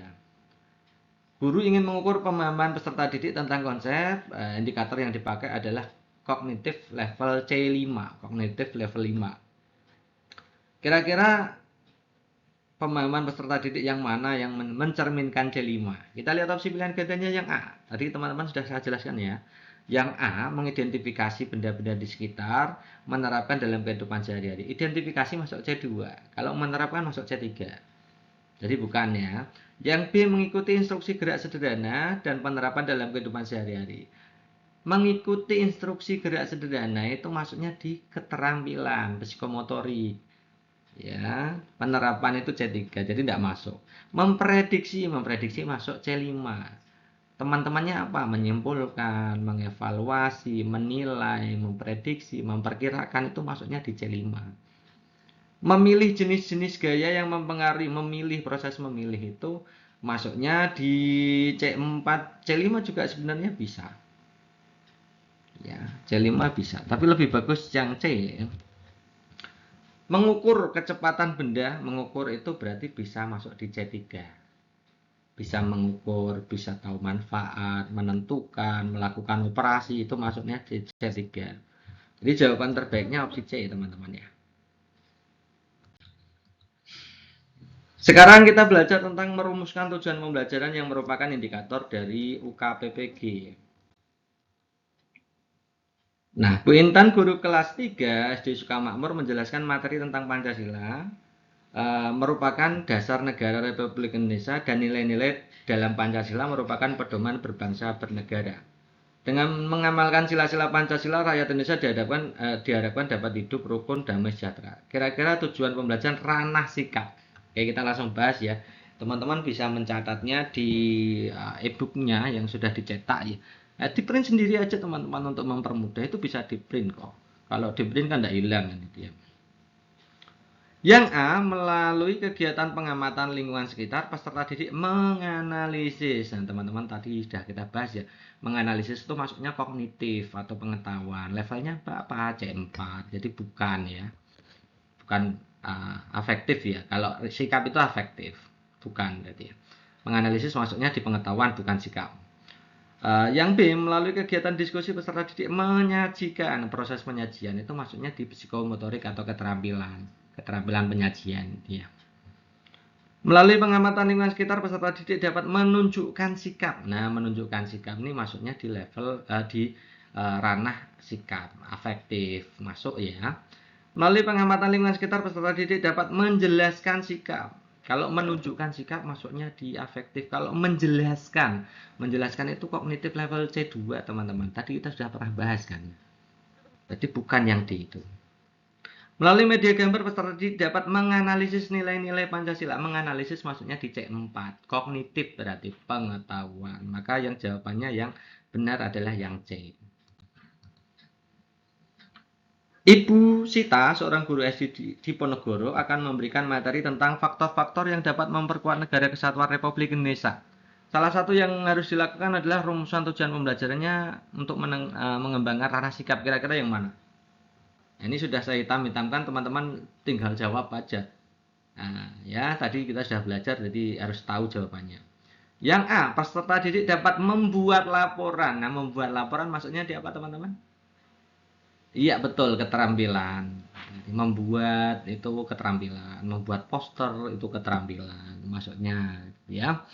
Kemudian melalui tayangan video, peserta didik mengidentifikasi faktor-faktor. Identifikasi maksudnya di pengetahuan level C2. Peserta didik dapat menunjukkan rasa hormat. Menunjukkan rasa hormat itu maksudnya di level afektif. Ya, sikap. Jadi C ini benar. Peserta didik dapat menyimpulkan. Nah, menyimpulkan itu C5. Jadi kognitif pengetahuan. Jadi bukan. Diberikan LKPD, peserta didik dapat menunjukkan sikap. Menunjukkan sikap itu maksudnya di afektif. Ya, jadi maksudnya jawaban terbaiknya C dan E. Ibu Neni, seorang guru SD bagimu negeri. Bu Neni akan memberikan materi tentang arti pentingnya menjaga kebersamaan dan persatuan. Salah satu hal yang harus dilakukan adalah merumuskan tujuan pembelajaran. Kira-kira tujuan pembelajaran yang mengembangkan ranah sikap yang mana? Ya teman-teman, ayo sambil belajar lagi. Yang A ini sudah saya tambahkan. Menyimpulkan apa teman-teman? Menyimpulkan itu maksudnya di C5, berarti kognitif, maksudnya di pengetahuan. Peserta didik mampu menghargai, menunjukkan tadi maksudnya di level afektif atau sikap. Membuat laporan itu maksudnya di keterampilan penyajian ya. Kemudian peserta didik membuat laporan juga keterampilan. Menunjukkan perilaku mandiri ini maksudnya sikap. Maka jawaban yang benar yang sikap B dan E, teman-teman, karena di sini soalnya bentuknya adalah soal pilihan ganda kompleks. Kalau pilihan ganda kompleks tidak boleh ditambahin, tidak boleh dikurangi, teman-teman. Kalau seandainya jawabannya B dan E, teman-teman hanya menjawab yang benar B, maka itu salah. dua-duanya harus dicentang. Tidak boleh salah satu atau tidak boleh lebih. Misalkan ini B dan C, E benar teman-teman, ditambahi teman-teman memilih yang D juga dicentang, itu nanti tetap jawabannya salah. Itu ya, harus tepat. Elemen fase B mendeskripsikan keragaman budaya dan upaya pelestariannya. Tujuan pembelajaran yang cocok kira-kira yang mana? Ini saya kira kemarin itu teman-teman saya agak kesalahan dengan apa itu memahami kata kerja operasionalnya. Kalau teorinya mendeskripsikan itu masuknya di C2 sebenarnya mendeskripsikan. Tapi di sini ada kata-kata upaya pelestariannya. Berarti mendeskripsikan hubungannya dengan upaya pelestariannya masuknya ada hubungan. Jadi masuknya di C4 teman-teman. Kalau menghubungkan, menganalisis, merinci itu masuknya di C4. Ini dianggap berarti mendeskripsikan di sini adalah merinci. Nah, karena merinci masuknya di C4. Ya. C4 tadi apa saja? Analisis, menguraikan, menelaah, merinci, itu masuknya di C4. Menghubungkan, mengkorelasikan itu C4. Ya, teman-teman bisa tulis saja lah. Nanti supaya bantu ketika soalnya ada kata kerja yang lain gitu ya. C4 itu menganalisis, menelaah, merinci, menguraikan, menghubungkan, mengkorelasikan itu. Pokoknya hubungannya dengan itu. Kita lihat opsi A, peserta didik mampu menguraikan. Menguraikan maksudnya di C4. Membandingkan C5. Ya, tadi kita sudah bahas ya, membandingkan, menyimpulkan, menilai, memilih. Memilih itu bisa C4, bisa C5. Ya, kemudian menafsirkan, memprediksi maksudnya di C5. Peserta didik mampu menggambarkan keragaman, menggambar itu maksudnya keterampilan teman-teman. Menciptakan sebuah tari baru, menciptakan itu masuknya di C6, kognitif 6. Menunjukkan sikap itu masuknya di afektif. Nah, karena di sini masuknya di soalnya adalah pengetahuan C4, maka jawaban terbaiknya pasti opsi A. Pada mata pelajaran PPKN, guru menjelaskan tentang tarian adat tradisional. Menjadi salah satu keragaman budaya Indonesia yang terkenal, banyak diperlihatkan di acara penting baik nasional maupun internasional di berbagai provinsi di Indonesia memiliki tarian tradisional sendiri. Bahkan satu provinsi dapat memiliki lebih dari satu tarian. Berdasarkan uraian tersebut, tujuan pembelajaran yang cocok yang kira-kira apa? Di sini guru ingin menjelaskan, saya bold hitam menjelaskan. Ya, berarti masuknya di kognitif level 2, C2. Nah, kita lihat opsi A menyebutkan C1, yang B menyebutkan C1, yang C memberikan contoh C1, yang D menceritakan itu masuknya di keterampilan praktik kan. Yang E mengidentifikasi itu sama dengan menjelaskan. Jadi tidak saya bacakan secara keseluruhan, teman-teman bisa lihat sendiri itu. Maka jawabannya pasti E. Oke, kita lanjutkan dengan pembelajaran berbasis project. Ini juga masuk ya. Seorang guru kelas 4 mengajar mata pelajaran PPKN, elemennya adalah Undang-Undang Dasar Negara Republik Indonesia tahun 45. Materi yang disampaikan pada elemen ini tentang hak dan kewajiban peserta didik di rumah dan di sekolah. Dalam konteks pembelajaran berbasis project, tindakan yang dilakukan guru yang mana kira-kira? Yang A, memilih project relevan dengan tahap perkembangan dan minat, yes. Menilai proyek berdasarkan kesamaan hasil tidak mungkin, karena ini terkait pembelajaran diferensiasi. Jadi hubungannya pembelajaran proyek itu digunakan untuk pembelajaran diferensiasi. Yang C, memberikan proyek berdasarkan keinginan dari peserta didik. Oke, itu juga boleh ya. Tapi yang A lebih bagus karena di situ sesuai dengan tahap perkembangan, kesiapan, minat. Yang D ini yang C ini hanya berdasarkan minat ya. Yang dia memberikan proyek didasarkan pada lembar kerja peserta didik, berarti ini bukan, berarti berdasarkan keinginan guru, berarti yang D. Yang E, melaksanakan proyek sesuai dengan perencanaan yang telah ditetapkan peserta didik, ini bukan juga. Maka jawaban terbaiknya pasti opsi A. Hubungannya pembelajaran diferensiasi terhadap pelaksanaannya pada pembelajaran proyek. Ya. Next, berikutnya tentang asesmen teman-teman. Oke, kita lihat ya, Pak Riko seorang guru kelas 4 SD. Dalam pembelajaran dilakukan, Pak Riko berusaha agar peserta didiknya terlibat aktif dalam pembelajaran. Pak Riko melakukan asesmen, memberi tugas IC pada peserta didik agar peserta didik dapat mengembangkan argumentasi dan mencari sumber-sumber yang terpercaya untuk mendukung argumennya. Bentuk asesmen. Ini teman-teman harus tahu dulu A sampai ini. Ini kemarin juga saya terkecoh dengan soal ini ya. Saya kira itu masuknya di project, ternyata itu bukan. Kenapa bukan? Coba saya kalau formatif teman-teman, formatif itu penilaian pelaksanaan pembelajaran. Jadi ketika dalam proses pembelajaran itu formatif. Bentuknya apa? Mengerjakan LKPD itu masuknya di mengerjakan isai seperti ini juga. Ini dalam pembelajaran teman-teman. Maka dalam pembelajaran ini masuknya di formatif teman. Kalau sumatif bentuknya tes pada akhir pembelajaran. Bukan ketika sedang belajar, tapi pada akhir. Ya. Misalkan ada tes tertulis atau tes apa gitu. Kemudian kalau portofolio itu kumpulan karya terbaik, bukan ya? Karena di sini pada proses pembelajaran intinya. Diagnostik itu di awal pembelajaran ya, bukan proses. Ya.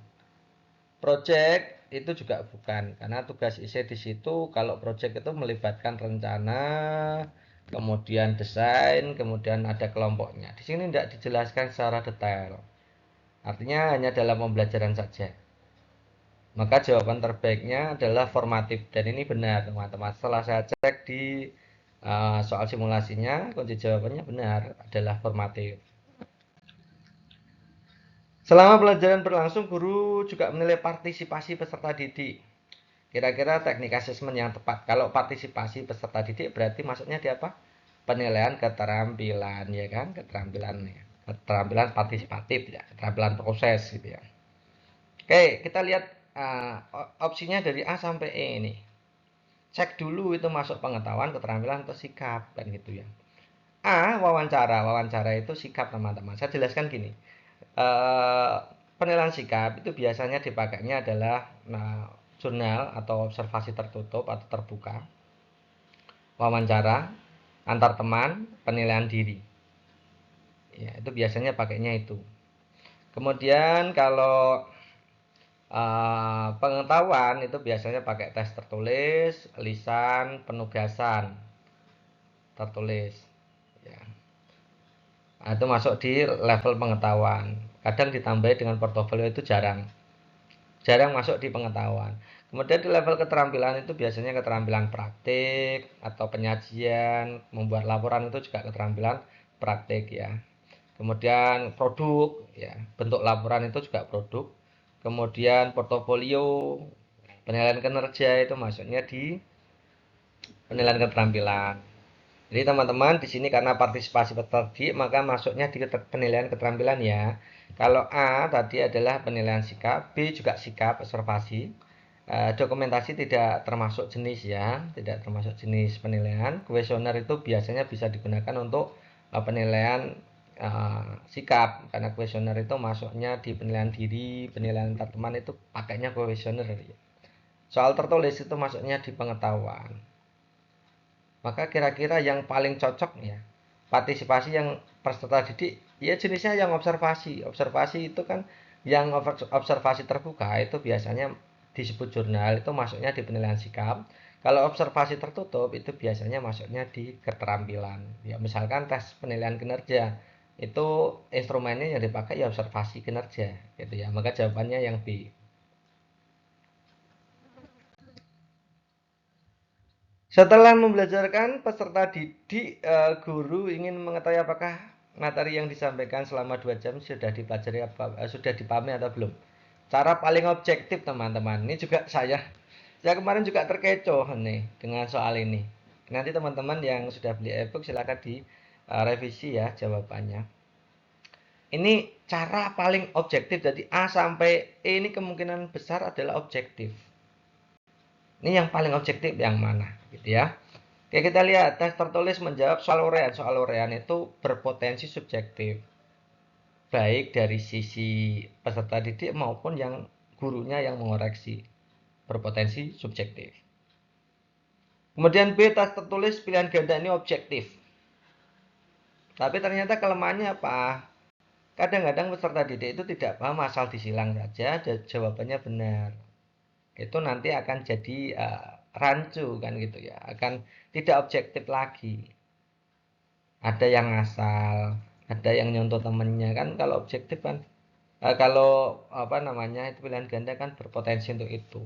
Meskipun pilihan ganda itu objektif, tapi ada yang lebih objektif lagi, yaitu yang di tes tertulis mencongkak atau apa namanya isian singkat, teman-teman.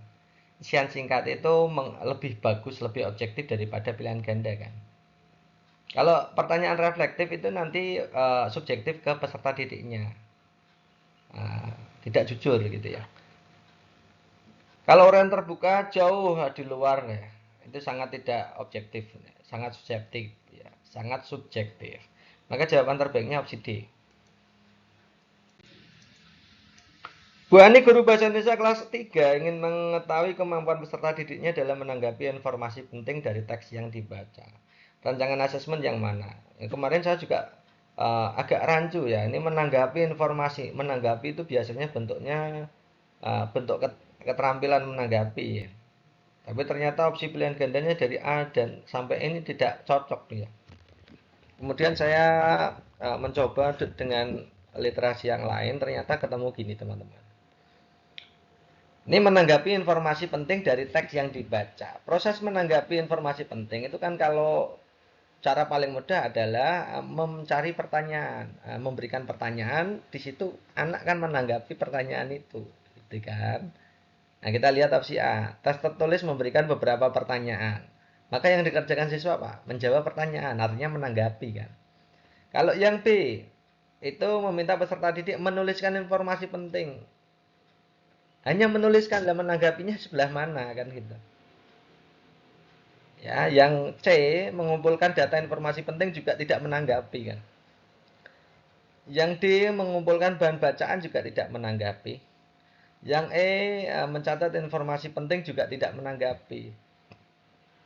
Meskipun proses menanggapi itu saya kira masuk di keterampilan, ternyata B, C, D, E keterampilan itu bukan jawabannya. Yang jawaban yang terbaik adalah A. Proses menanggapi dimulai dari pertanyaan kan, menanggapi pertanyaan gitu ya. Jadi jawaban yang terbaik adalah A. Pak Reno, seorang guru SD, telah menerapkan kurikulum merdeka dalam kegiatan pembelajaran. Pak Reno selalu melakukan asesmen awal. Kira-kira tujuan dari asesmen awal, bahasa lainnya adalah asesmen diagnostik ya teman-teman ya. A. Memberikan nilai, nah, bukan ya. Pemberian nilai itu bukan asesmen awal. Nilai itu biasanya asesmen akhir. Ya, asesmen formatif pun tidak diolah kan gitu. Maksudnya di asesmen akhir atau sumatif yang dipakai. Jadi A bukan. Yang B. Mengetahui kemampuan guru dalam melaksanakan proses pembelajaran. Mengetahui kemampuan guru itu bukan di asesmen awal. Itu harusnya kemampuan siswa sebelum pembelajaran dimulai. Gitu ya, melihat kesiapan siswa. Saya membandingkan kemampuan peserta didik juga bukan. Kalau membandingkan kemampuan peserta didik maksudnya di sumatif ya.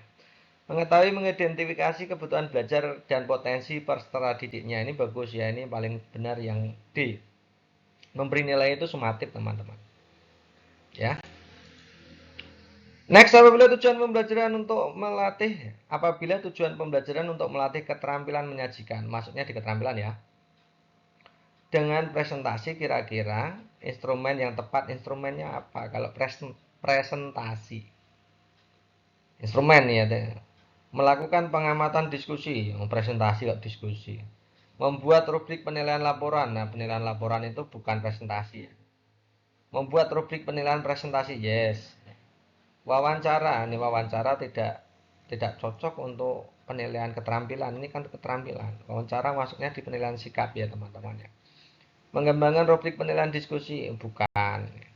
Rubrik penilaian diskusi ya kalau diskusi. Ini kan keterampilan penyajian presentasi. Seorang guru sedang mengajarkan keterampilan berbicara. Peserta didik diminta untuk menceritakan kembali kisah kelinci kecil dan burung pipit secara runtut dengan menggunakan kata-kata sendiri. Selama proses belajar berlangsung, guru ingin memotret komentar peserta didik lain. Kira-kira yang bisa digunakan untuk melihat keterampilan berbicara dan memotret komentar peserta lain itu kira-kira yang mana? Ini termasuk pertanyaan pilihan ganda kompleks ya. Jawaban bisa lebih dari satu. Tinggal dicentang kotaknya gitu ya. Yang A, antar teman dengan lembar checklist performa bercerita. Yes, benar. Ini bisa memotret komentar peserta didik lain dari peserta didik yang maju atau mempresentasikan keterampilan berbicara. Yang B, tertulis. Tertulis ini tidak cocok untuk memotret komentar peserta didik lain. Biasanya memotret komentar peserta didik lain itu yang masuknya di penilaian sikap kan. Kalau B itu condong ke pengetahuan, C ke keterampilan, yang D ke keterampilan, yang E kinerja. Tapi di sini kinerjanya tetap dipakai karena ini sih keterampilan berbicara itu harus butuh penilaian kinerja kan. Nah, dengan skala penilaian yang diisi semua peserta didik ini masuk. Maka jawaban terbaiknya A dan E. Keterampilan berbicara bisa digunakan untuk penilaian kinerja. Kemudian memotret komentar bisa digunakan untuk penilaian antar teman. Tujuan pembelajaran yang dibuat oleh guru adalah peserta didik mampu menyebutkan contoh-contoh kearifan lokal. Kira-kira untuk mengukur tujuan pembelajaran tersebut tercapai atau tidak. Di situ teman-teman lihat itu menyebutkan contoh-contoh. Artinya lebih dari satu. Ya. Yang A, lisan, apa kearifan lokal di sekitar tempat tinggalmu? Coba teman-teman bayangkan dalam satu kelas tercapai atau tidaknya itu kan harus menanyai satu persatu. Tidak efektif, apalagi pertanyaannya hanya apa gitu ya. Yang B, lisan, sebutkan kearifan lokal yang ada di sekitarmu. Ini masuk ya, menyebutkan contoh-contoh, ini sebutkan kearifan lokal, ini cocok ya. Level kognitifnya juga cocok, tapi tidak cocoknya dengan jenis tesnya. Tes lisan itu tidak terlalu cocok gitu ya. Yang C, tes tertulis uraian menyebutkan macam-macam kearifan lokal. Sebenarnya untuk uraian itu untuk menguji analisis ya. Minimal di C3, C4, C5, C6. Menerapkan atau biasanya menganalisis atau mengevaluasi atau memprediksi atau dan lain-lain itu untuk uraian. Tapi di sini pertanyaannya cocok, sebutkan macam-macam kearifan lokal, artinya menyebutkan lebih dari satu kan gitu. Yang di tas tertulis uraian jelaskan, nah jelaskan ini maksudnya di level 2, C2 kan. Jadi bukan, tidak cocok, tidak bersesuaian dengan soalnya hanya menguji C1, menyebutkan contoh-contoh.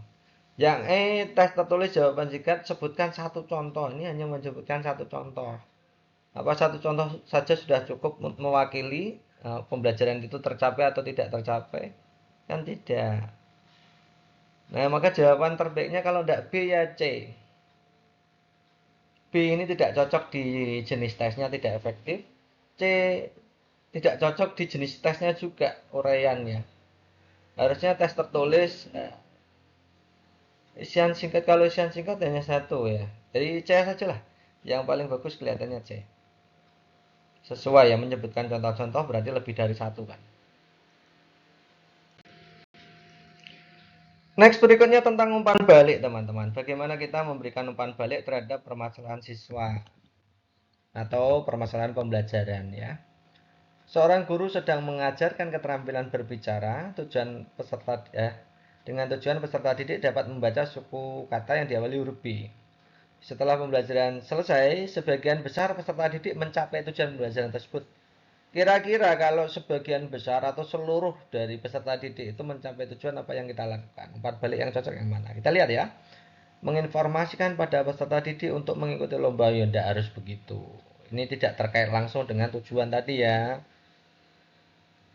Yang B, menginformasikan bahwa jawaban peserta didik benar atau salah, ini juga tidak cocok. Pokoknya fokus saja ke di sini. Sebagian besar peserta didik mencapai tujuan pembelajaran. C, memotivasi peserta didik mempelajari materi selanjutnya. Yes, ini bagus. Karena semua atau sebagian besar sudah mencapai tujuan, maka dikasih motivasi aja. Itu ya. Karena tidak ada bermasalah ya. Tidak ada yang perlu ditangani kan. Nah. Kemudian yang dia menambahkan alternatif strategi berbicara yang baik dan benar. Itu kalau ada masalah, ini kan karena sudah mencapai tujuan ya selesai, tidak usah dikasih alternatif-alternatif lain gitu ya. Yang E memberikan apresiasi pujian terhadap pencapaian tersebut, yes. Maka jawabannya karena pilihan ganda kompleks, maka C dan E. Peserta didik kelas 3 sedang membaca teks informasi tentang kebersihan diri. Guru meminta peserta didik mendata kosakata baru terkait topik. Kemudian peserta didik membacakan kosakata. Ternyata beberapa peserta didik fasih membacanya, tapi sebagian besar kesulitan membaca. Membaca apa? Kosakata tadi kan gitu ya. Nah, ini berkebalikan dengan soal tadi. Kalau tadi sudah sebagian besar sudah bisa, ini yang sebagian besar belum bisa. Artinya masalah itu kita harus berikan umpan balik untuk mengatasi masalah itu. Masalahnya apa tadi? Tentang ketidaklancaran membacakan kosakata gitu ya. Yang A, memotivasi peserta didik agar bisa membaca cepat. Mungkin bisa, tapi ini tidak terkait langsung dengan membaca kosakata ya. Membaca cepat tidak cocok ya. Menyampaikan evaluasi enggak, memberikan tips-tips menghafal isi teks secara efektif. Menghafal isi teks ini enggak masuk ya. Menyodorkan berbagai metode pembaca pemahaman ini bisa membantu peserta didik kalau membaca pemahaman. Mengulang pembelajaran dengan tutor sebaya enggak mungkin teman-teman. Ini enggak membantu langsung.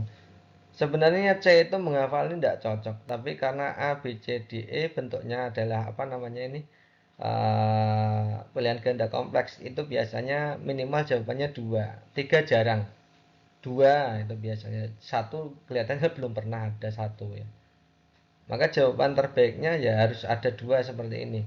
Kalau mengulang tidak mungkin, memberikan evaluasi nggak mungkin. Yang A kemungkinan iya, tapi A dan C ini kelihatannya yang lebih menjurus ke kesulitan, menghadapi kesulitan siswa yang C. Jadi kita putuskan saja ya yang C dan D. Teman-teman boleh berkomentar kalau punya jawaban lain gitu ya.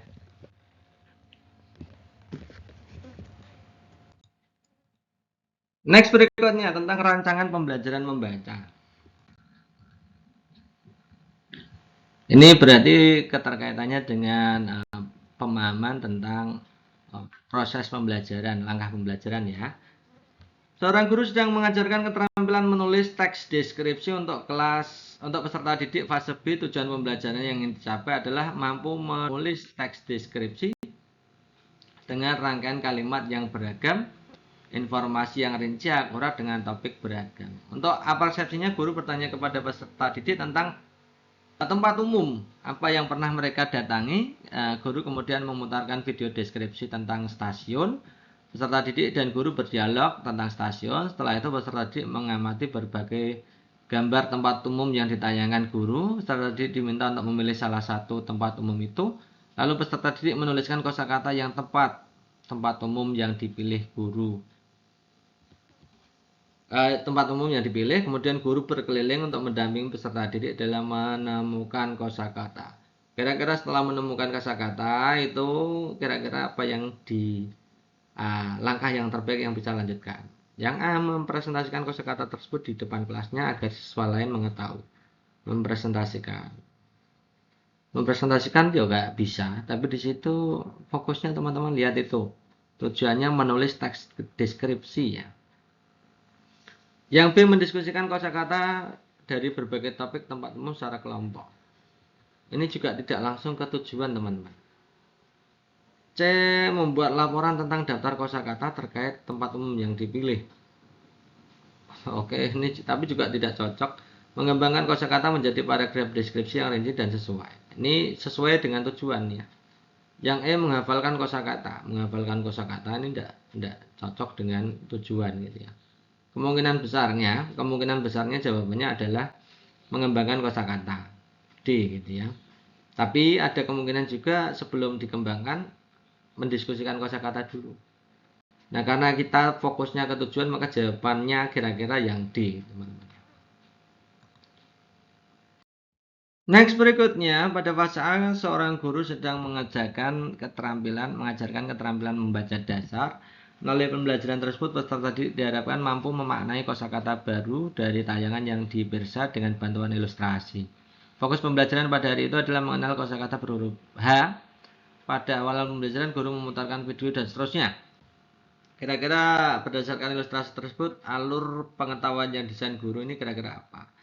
tentu saja kalau kita lihat di situ ada kata-kata memutarkan video lagu anak-anak, kemudian berlatih melafalkan, menampilkan gambar binatang. Ini berarti konkret dan kontekstual jawabannya. Pada pembelajaran bahasa Indonesia kelas 1, seorang guru ingin melihat kemampuan peserta didiknya dalam membaca nyaring kartu yang diawali babebu. Rancangan rubrik. Nah, ini udah pernah kita bahas ya, kalau membaca huruf itu salahnya. Harusnya mengenali huruf, kemudian mengeja suku kata, kemudian baru membaca kata. Maka jawabannya D ini. Seorang guru akan mengajarkan keterampilan menulis teks naratif. Ya, tujuan pembelajarannya adalah menyampaikan gagasan imajinasi secara indah dan menarik dalam bentuk prosa dengan menggunakan kosakata secara kreatif.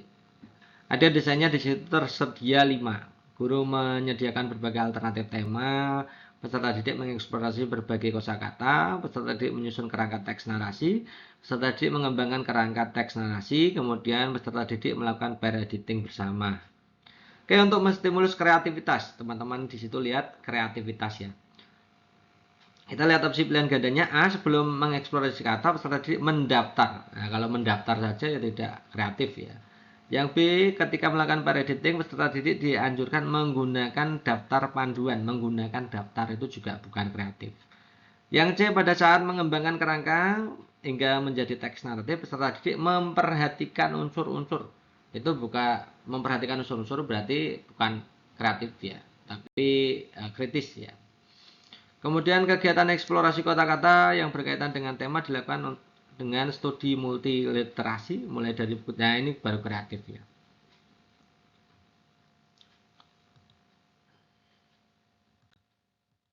Next berikutnya, Ibu Rina sedang menyusun kegiatan pembelajaran membaca. Tujuannya adalah peserta didik mampu menyimpulkan perasaan tokoh dengan mengaitkan pesan dan cerita dengan pengalaman pribadi. Kira-kira yang mana ini? Ada desainnya dari yang pertama adalah peserta didik menjawab pertanyaan pemantik guru tentang berbagai perasaan yang dialami peserta didik sehari-hari. Kemudian peserta didik menyimak kata pengantar dari guru. Oke. Peserta didik bersama dengan guru mengidentifikasi mimik wajah dan seterusnya. Kira-kira agar bisa memantik kreativitas peserta didik yang mana? Saya sengaja di situ kasih bold hitam ya. Yang A, setelah mengidentifikasi pesan situasi yang diceritakan guru, peserta didik mendiskusikan. Nah, mendiskusikan itu bukan keterampilan kreatif tapi kolaboratif ya. Peserta didik mengamati ekspresi. Mengamati ekspresi itu kemampuan analitis, bukan kreatif ya. Sebelum pembelajaran peserta didik menghafalkan. Nah, menghafalkan itu tingkat rendah ya. Tidak usah dibahas ya. Yang D, pada awal pembelajaran peserta didik membuat peta konsep. Membuat peta konsep itu juga kreatif. Masuk nih ya. Setelah menyelesaikan diskusi, peserta didik membuat poster. Membuat poster ini bagus ya. Nah, kalau yang D itu di awal, kalau yang E itu di akhir. Padahal di situ pertanyaannya agar bisa memantik kreativitas peserta didik yang lebih kreatif yang mana, membuat peta konsep atau membuat poster? Ya, membuat poster ya tentunya ya. Sesuai dengan tujuan. Next berikutnya tentang desain pembelajaran pengembangan kemampuan berpikir. Nih, seorang guru SD berharap peserta didiknya mampu menjelaskan, membuktikan teorema Pythagoras. Ini tujuannya menjelaskan, membuktikan. Ya. Dalam salah satu langkah pembelajaran kelas, peserta didik diminta untuk menganalisis langkah-langkah pembuktian. Kalau menganalisis masuknya di nilai A, kritis matematis. Kalau representasi matematis itu mengubah bentuk kontekstual menjadi bentuk matematis. Kalau kreatif itu ide-ide penyelesaian, maksudnya di kreatif. Kemudian kalau komunikasi itu mengkomunikasikan, kalau algoritmis itu tentang prosedur teman-teman, kecakapan prosedur. Karena di sini menganalisis maka masuknya di kritis. Pada kegiatan inti pembelajaran matematika di SD, guru memberikan masalah pada peserta didiknya sebagai berikut. Jika diketahui persegi panjang memiliki ukuran panjang P dan L, buat sebanyak-banyaknya bangun datar yang memiliki keliling sama dengan persegi panjang tersebut. Yang dinilai adalah 4 komponen, yaitu kelancaran atau fluensi, keluasan, flexibility, dan keaslian. Kegiatan intinya apa? Nah, setelah saya pelajari di kisi-kisi UKPPG yang tahun lalu, ternyata kisi-kisinya tidak ada hubungannya dengan divergen dan konvergen, teman-teman.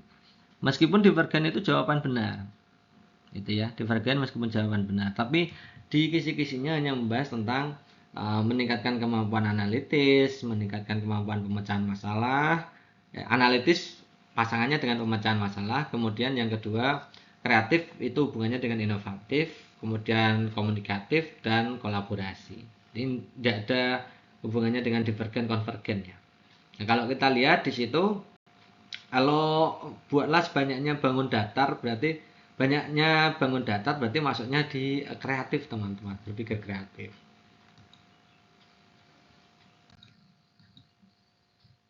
Bu Riri, guru SD, suka pintar melancarkan pembelajaran dengan kunjungan ke lingkungan sekolah. Peserta didik akan diajak mengamati tanaman di halaman sekolah yang layu. Kira-kira melatih menyelesaikan masalah dan berpikir kritis. Nah, ini tadi teman-teman ya. Berpikir kritis itu masuk bersatu atau bersandingan dengan menyelesaikan masalah. Kalau yang kreatif itu bersandingan dengan inovasi ya. Kira-kira letaknya di mana? Ini setelah dianalisa ternyata jawabannya adalah ketika mengidentifikasi masalah. Proses awal itu masuknya di kritis dan menyelesaikan masalah. Ini. Kemudian kalau membuat rencana itu nanti masuknya di kreatif. Ya, kemudian menyelesaikan masalah tanaman layu ini masih terlalu umum, menganalisis ini juga kritis. Tapi menganalisis solusi ya itu juga tidak terlalu signifikan ya, yang memang yang dua-duanya masuk itu yang A. Ya, jawaban yang A. Terdapat banyak masalah yang terkait dengan lingkungan di sekitar tempat tinggal. Untuk melatih kemampuan berpikir kritis, ini juga berpikir kritis, pada kegiatan belajar IPA, guru memberikan masalah sering muncul yaitu hujan. Musim hujan banyak banjir. Nah, guru meminta peserta didik memikirkan upaya mengatasi banjir sampai menentukan solusi banjir. Nah, langkah berikutnya yang harus guru sampaikan untuk dituliskan dalam lembar kerja kira-kira apa? Sebelum sampai menentukan solusi. Sebelum sampai ke solusi itu apa? Ya, paling tepat di antara A dan E ini, A sampai E ini ya. Yang A menentukan akar permasalahan ini masih terlalu umum. B mencari penyebab terjadinya banjir mungkin ini. Kalau mau cari solusi tahu sebabnya dulu. Misalkan karena penggundulan hutan maka adanya reboisasi gitu kan gitu. Misalkan ada pembuang sampah membuang sampah di sungai maka harus ada pembersihan sungai. Itu jadi solusi itu menyesuaikan dengan sebab ya. Terakhir itu tentang pembelajaran inklusi teman-teman. Ini dalam satu kelas ada 3 peserta didik berkebutuhan khusus tunanetra. Kira-kira konten belajar apa yang bisa kita sajikan untuk tunanetra? Kita lihat opsi A. Ini bentuknya tanda centang berarti pilihan ganda kompleks. Menyediakan materi berupa audiobook dan untuk ketiga anak tersebut yes. Audiobook. Nah, buku yang bisa dicerna lewat pendengaran karena di sini tunanetra ya. Membuat rangkuman materi dalam format huruf yang dapat dibaca oleh mereka atau braille. Masuk ya. Menggunakan media pembelajaran dari luar negeri enggak ada hubungannya gitu ya. Yang dia memindahkan materi ke aplikasi yang dapat diakses ketiga anak tersebut yes masuk. Memberikan pemahaman ini bukan, maka jawabannya adalah A, B, dan D. Saat pembelajaran menyimak puisi melalui audio di kelas 4, Adi dan Tuti mengalami kesulitan mengikutinya karena punya masalah pendengaran. Kira-kira supaya pembelajaran bisa dilaksanakan untuk juga Adi dan Tuti juga mengikuti kira-kira yang apa? Nah, ini teman-teman kalau ada inklusi yang seperti ini, teman-teman pastikan tidak memiliki pengetahuan seperti itu, maka harus ada pendamping terstruktur. Ada pendampingan di situ, teman-teman. Ada pendampingnya. Oke, kita mulai dari nomor 1. Salah satu kode etik guru adalah menghargai dan menghormati hak asasi manusia serta keanekaragaman budaya. Seorang rekan guru di tempat Anda bekerja senang sekali menertawakan logat bahasa siswa yang berasal dari suku tertentu. Sebagai rekan yang mendalami prinsip etika guru Indonesia, yang bisa Anda lakukan adalah, oke, kita langsung saja cari jawaban terbaiknya ya, yang kira-kira memberikan skor terbaik gitu ya.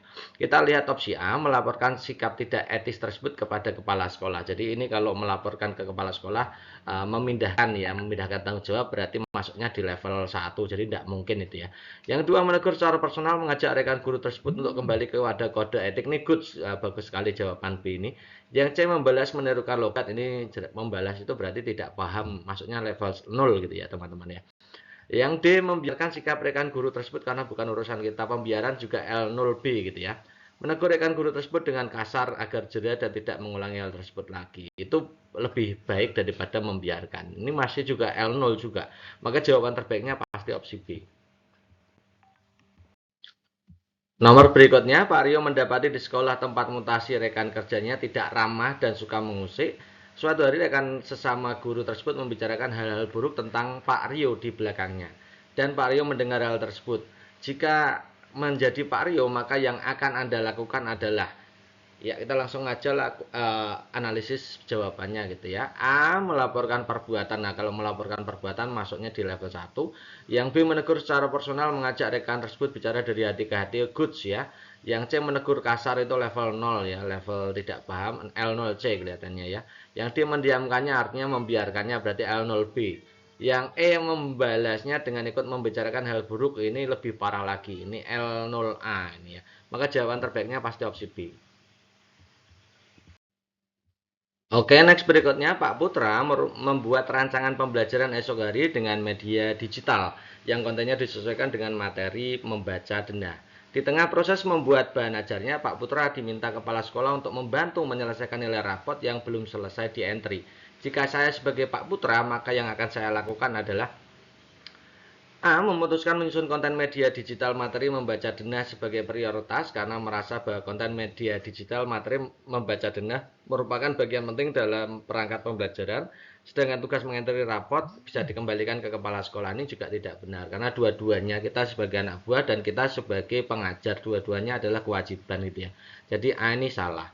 Yang B, memutuskan untuk merespon tugas mengentri raport tersebut karena diminta langsung oleh kepala sekolah dan berpikir bahwa penyusunan konten media digital materi membaca denah untuk peserta didik bisa dibatalkan. Ini juga tidak benar karena yang kedua ini dibiarkan gitu ya. Yang C, memutuskan meminta bantuan orang lain untuk mengentri nilai rapot. Nih, meminta bantuan orang lain jelas salah gitu ya. Yang D, memutuskan menyusun konten media digital materi membaca denah sebagai prioritas karena merasa bahwa membuat konten media digital materi denah merupakan salah satu tugas utamanya sebagai pendidik dalam mendesain pembelajaran efektif bermakna menyenangkan. Sedangkan mengentri rapot bisa dikerjakan di waktu jeda. Ini dua-duanya, ini karena dua-duanya dipenuhi, maka opsi D ini kira-kira yang paling paling tinggi ya gitu ya teman-teman. Nomor berikutnya, sebagai pengelola dana BOS, Bu Ana diminta oleh kepala sekolah membuat kwitansi kosong. Belakang Bu Ana tahu bahwa kepala sekolahnya membeli laptop baru dan menggunakan kwitansi kosong yang pernah dibuatnya untuk kegiatan yang sebenarnya tidak pernah ada. Yang akan Anda lakukan jika Anda menjadi Bu Ana adalah titik-titik. Jadi ini Bu Ana ini apa namanya itu, ternyata diajak ya, atau dihadapkan pada situasi yang memerlukan integritas gitu ya. Yang A kita lihat ya, merasa menyesal. Oke, good. Menyampaikan kepada kepala sekolah ketidaknyamanan yang dirasakan atas praktek tidak baik tersebut. Oke, dua-duanya bagus nih ya. Yang B, membiarkan, tidak mungkin ya. Yang C, membuat tulisan lepas di media sosial, ini juga tidak tepat. Yang D, membicarakan dengan sesama kolega guru, ini juga tidak tepat juga. Karena harus berbuat apa yang di tengah situasi tidak benar ini. Jadi ini tidak benar juga yang D. Yang E, menyesal telah menuruti perintah kepala sekolah. Tanpa mencoba melakukan sesuatu, ini juga salah. Yang A yang paling benar berarti teman-teman ya. Next berikutnya, seorang guru baru bergabung dengan sebuah organisasi profesi guru yang aktif mengadakan berbagai kegiatan untuk meningkatkan kualitas pembelajaran. Guru tersebut ingin berpartisipasi secara efektif dalam organisasi tersebut, membantu memecahkan masalah pembelajaran. Tindakan yang seharusnya guru lakukan adalah titik-titik. Oke, kita lihat opsi A. Menghadiri setiap pertemuan dan kegiatan organisasi, menawarkan diri untuk menjadi pemimpin dalam proyek-proyek membutuhkan penyelesaian masalah. Ini good yang A. Bagus sekali gitu ya. Yang B, menghadiri pertemuan organisasi secara pasif, tidak mungkin. Yang C, menghadiri pertemuan dan memilih proyek yang sesuai dengan keahliannya, kemudian kontribusi dengan ide-ide solusi yang relevan. Menghadiri beberapa pertemuan ini berarti tidak full gitu ya. Jadi C dengan A bagus A. Yang D, menghadiri kegiatan organisasi ketika memiliki waktu luang juga tidak tepat. Menjadi anggota organisasi tersebut sebagai wujud kontribusi sebagai guru tanpa partisipasi aktif. Jadi paling bagus yang A gitu teman-teman ya. Next, kita masuk ke nomor berikutnya. Seorang guru menyadari bahwa beberapa peserta didik mengalami kesulitan dalam mengikuti pembelajaran karena kurangnya dukungan pembelajaran di rumah. Guru tersebut ingin membantu orang tua agar dapat lebih efektif mendukung pembelajaran anak-anak mereka di rumah. Tindakan yang seharusnya guru lakukan ini tentang bagaimana kita mengkolaborasikan antara tugas orang tua dengan tugas guru gitu ya teman-teman ya. Langsung kita lihat opsi pilihan gandanya. A, menyusun modul pembelajaran yang bisa diakses oleh orang tua secara online tanpa adanya komunikasi langsung. Ini ada kata-kata tanpa, ini berarti bukan gitu ya. Yang B, mengadakan pertemuan rutin dengan orang tua, memberikan panduan dan strategi pembelajaran di rumah. Oke. Mendengarkan umpan balik mereka, ini good. Yang B ini bagus sekali. Yang C, memberikan tugas tambahan kepada peserta didik untuk dikerjakan di rumah dengan harapan, ini masih ada harapan ya, masih dengan harapan, berarti C-nya masih di bawahnya yang B gitu ya teman-teman ya. Yang D, mengirimkan pesan singkat melalui aplikasi pesan setiap minggu untuk mengingatkan orang tua. Ini berarti prosesnya mengingatkan saja, bentuk kolaborasinya. Jadi yang D ini juga masih di bawah B. Yang E, mengundang orang tua wali untuk datang ke sekolah saat acara khusus dan memberikan penjelasan singkat tentang pentingnya. Ini berarti hanya memberikan kolaborasinya, hanya memberikan penjelasan tentang pentingnya. Jadi yang memberikan kolaborasi yang terbaik adalah opsi B. Next, soal berikutnya, seorang guru ingin melibatkan orang tua, wali, dan masyarakat dalam proses pembelajaran untuk memperkaya pengalaman belajar. Jadi ini ada upaya dari guru untuk melakukan kolaborasi dengan orang tua atau masyarakat gitu ya. Kemudian membuat pembelajaran lebih berpusat pada peserta didik. Oke, tindakan yang seharusnya guru lakukan adalah, langsung kita analisa saja. Yang A, mengundang orang tua wali untuk datang ke kelas hanya saat acara-acara tertentu. Ya, ini ada kata-kata hanya saat acara-acara tertentu. Ini berarti kurang ya. Kemungkinan A ini bukan gitu ya. Yang B, menyusun modul pembelajaran yang sepenuhnya disusun oleh guru, kemudian diminta orang tua untuk memastikan anak-anak mereka menyelesaikan. Jadi ini tidak ada kolaborasi yang B ini. Yang C, mengirimkan survei kepada orang tua untuk mengetahui minat mereka dalam partisipasi dalam pembelajaran, namun tidak menindaklanjutinya. Ini jelas C salah. Yang D, mengadakan sesi wawancara dengan orang tua, memahami keahlian dan pengalaman mereka yang bisa di bagian kelas, lalu menyusun jadwal kunjungan atau sesi berbagi kelas. Oke, ini good sekali yang D ini. Yang E, menyusun program pembelajaran melibatkan proyek-proyek berbasis komunitas namun tidak berkonsultasi. Nah, ini tidak ada konsultasi berarti jelek gitu ya. Maka jawaban terbaiknya pasti opsi D. Next, selanjutnya seorang guru di sekolah Anda mengamati bahwa hasil belajar peserta didik dalam mata pelajaran tertentu menurun secara signifikan. Sekolah memutuskan untuk membentuk tim kerja yang terdiri dari beberapa guru untuk mencari solusi dan strategi yang dapat meningkatkan hasil belajar peserta didik. Inisiatif yang seharusnya Anda berikan untuk mencapai tujuan bersama dalam peningkatan pembelajaran adalah titik-titik. Jadi apa yang Anda lakukan dalam kerja tim tersebut, memberikan inisiatif seperti apa gitu ya. Kita lihat opsi A.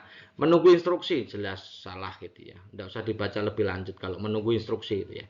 Yang B, mengusulkan untuk mengadakan rapat mingguan, ini bentuknya usul gitu ya. Rapat mingguan guna membahas kemajuan, tantangan yang dihadapi, serta ide-ide baru untuk meningkatkan pembelajaran. Ini hanya memberikan usul. Usul itu masuknya di L1. L1 ya. L1C kelihatannya.